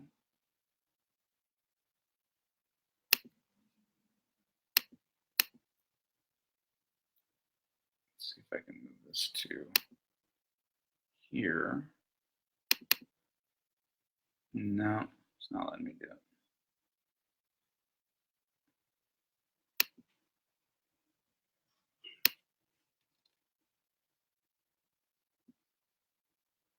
Yeah, so he's going to go in here, and what he does is he takes his little torch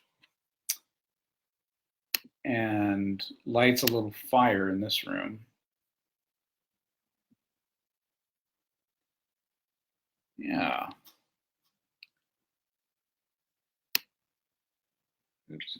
Do you know why whichever the orcs or the goblins never came back to this temple? Did they run into something that was meaner than they were, or did they not find anything?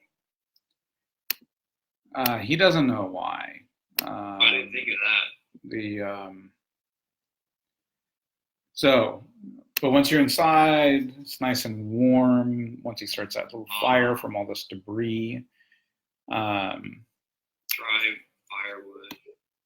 And let's see here.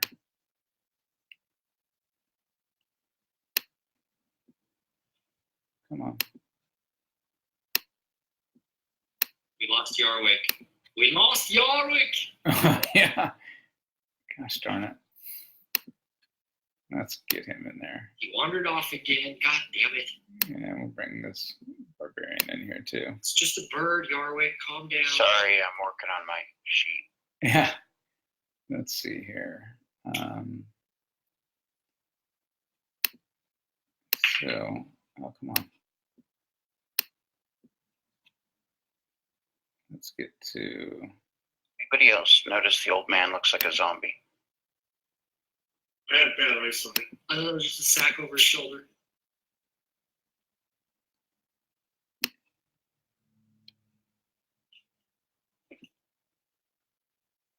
Okay, good.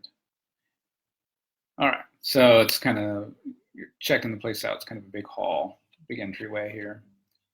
See why I just go on the fly? Just keep it reasonable and not pinch every penny, because you know half the time you just can't lose it all. I know. Integrity of the game. I know. I'm a bad person. There we go. Perfect. Yeah, so as it lights up, right, you can see more of the room. There we go.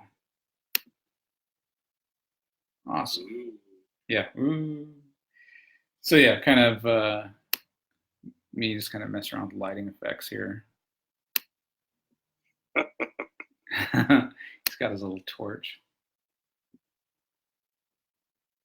Yeah. All So I right. see a door in the east wall and a door in the east corner. Yeah, there's a door on And the an east altar and in the on the far north, side. and then there's an altar. Yeah, and so the antechamber that you entered first, that room, this room. Come on, that room. This room once had plastered walls painted with frescoes of the goddess, her symbols, and her deeds. The paint and plaster have badly flaked over the years. There is no furniture in the room, only wind-blown rubbish. There are 2 sets of double doors in the room, one leading outside, the other further into the temple. And he leads you inside, starts that little fire. This chamber is very large. It's 2 stories in height. There's broken furniture all over the tiled floors. It looks like the remains of chairs and tables and perhaps low couches. Most of the wood looks aged, but you can see that the breaks are all fresh. Everything's been smashed recently. On the east wall in the middle is a set of double doors closed. On the south wall is a set of double doors by which you entered. On the north wall, the east corner is a very small, inconspicuous door, if I could speak. All the doors in the chamber are still hanging on their hinges. The west wall is actually a flight of stairs. They're shallow steps leading up to a line of pillars, and between the pillars you can see let's see, between the pillars you can see, hold on, I lost my spot. You can see cloths and tapestries that are now ratty and sagging and falling down, but you can see where they were hung. They block some of the view beyond the chamber, but not much. I mean, you can see if there's an altar there, and there seems to be a statue back there. The walls of the hall of the goddess were once plastered smooth and painted with frescoes of the goddess and all of her aspects. Now the paint's curling and the plaster's broken and peeling. There are large cracks, possibly from the foundation, Additionally, it looks like someone's taken a club to the walls here and there, evidenced by deep gouges and tears in the plaster and in places on the wall. And places have been smeared with filth. Keystick says that the damage to the wall, the smashed furniture, and all of that took place when the orcs investigated the temple, looking for the treasure. Enraged because they found nothing, they started destroying all the furnishings and much of the paintings, defiling the decoration. They would have done more, but the sudden arrival of a violent storm made them break off their vandalism and flee. And so I think we should stop it right there. Okay. Because now you guys can camp, heal, rest, set up watch, do all of that, and the let's see here. And that's it until I don't get August. too far without Keith either. This is a nice intro, kind of get our feet wet. Yeah, exactly. Got a couple of battles in there. I took away all your stuff. It was awesome. So yeah, let me just get. So while everyone's huddling around the fire, and this is a good spot to award XP. So I think what we'll do, I mean, pretty much everyone was doing stuff, and so let's see. I got my dex bonus first. You get a dex bonus, cool. Yeah, so I will give everyone 1,500 experience points for the adventure so far.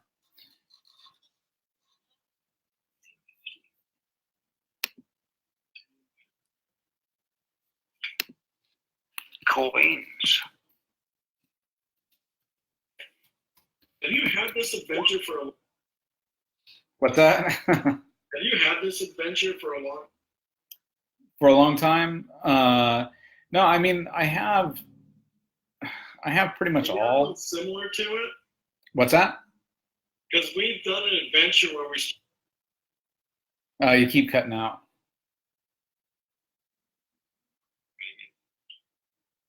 we did an adventure once years ago where it started just like this one did. Oh, you know, I think I know what you're talking about. There's an adventure that takes But place. that's all I remember is the ship. Well, there's a module called it was actually a basic D&D module that we played as AD&D. The Isle of Dread started out kind of similar, if I remember right. Yeah, Isle of Dread. The video game, The Age of Conan, starts almost identical to this. And so this, but yeah, I've never played this this particular module before, but it's been pretty cool to read. And it's actually, you know, it was actually one of the first Forgotten Realms modules, and they actually didn't brand it as Forgotten Realms when it was first published, but everyone just kind of knows that it's Forgotten Realms because it takes place in the Moonshae Islands, because it takes, you know, place out on that the Corinne. I keep saying it wrong. The archipelago. The Corinne archipelago is part of the Moonshae Islands, and so it is considered, you know, therefore a Forgotten Realms module, even though it doesn't have the branding with it. And I'd never played it before, and it was really fun, or it was really fun to read, I should say. And I thought, oh, this is a great one to kind of start out for our first. Because what I like to, I mean, you guys remember, what I like to do is I like to take different modules that I really like, and then I'll interweave it, you know, with my own storyline. So I've got, you know, this big campaign kind of mapped out already of like where I want to introduce certain NPCs and where I want to introduce, you know, and what levels I want people to be at, what magical items I want people to get at certain milestones. So I've got that all kind of mapped out already. And hey, right on. And so yeah, so you know, I thought, hey, we haven't gamed in a while, you know, we'll start out with a module, and it also is giving me a chance to really see what all I can do with Roll20, which I'm pretty impressed with, actually. I think it's pretty cool. I think it works really well. Yeah, this is really cool, because I've actually had like little for a long time, but I was thinking it was more what to discuss with the more recent versions. But no, going back to first edition, I was pretty excited about. Yeah, and it's, yeah, I like first edition. That's just, I mean, there's things about second edition that I like, but I think ultimately what it came down to was I like first edition bards. They're just badass. I thought about playing one seriously. I really did. Yeah. Well, the thing is, I mean, you don't start out as a bard, right? You start out as one of the other classes. Oh, that's right. And then you change classes. Right. And after so many levels, Exactly. After so many levels, then you switch to a different class, and after so many levels, you switch again, right? And then snap. yeah, and so really, it's just, if you want to be a bard and be a badass, you know, because to me, like, What, thief, fighter, and what other class? I think it was magic user. Yeah, is in there. Yeah. Yeah, I think it's thief, fighter, magic user, and you got to hit certain levels. It's in the player's handbook towards the end. That's right. And yeah, you just hit certain levels with each one, and then you switch like you would if you were dual classed over to the next one.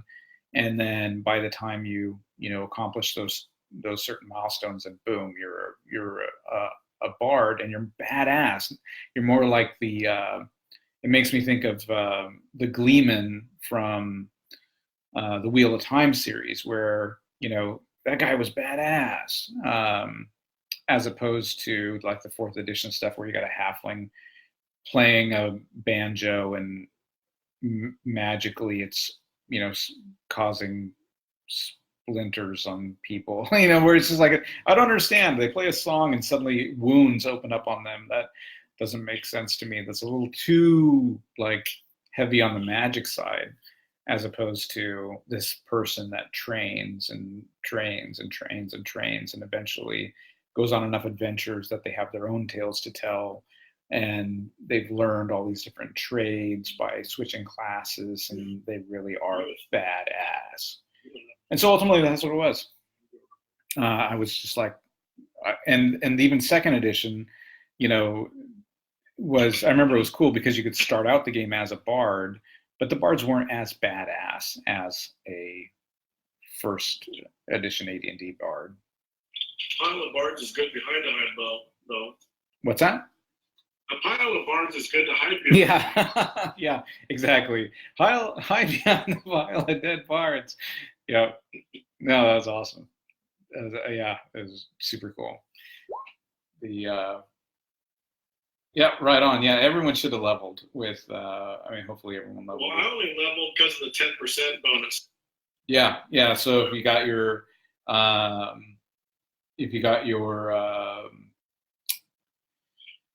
prime requisites, right, you get the 10% bonus. And then there's also, if you guys had found gold, you know, there's experience points for gold as well. But you guys haven't found any, so yeah, so cool. All right, so we will call it there, and until next time. That works. Yeah. So do we really have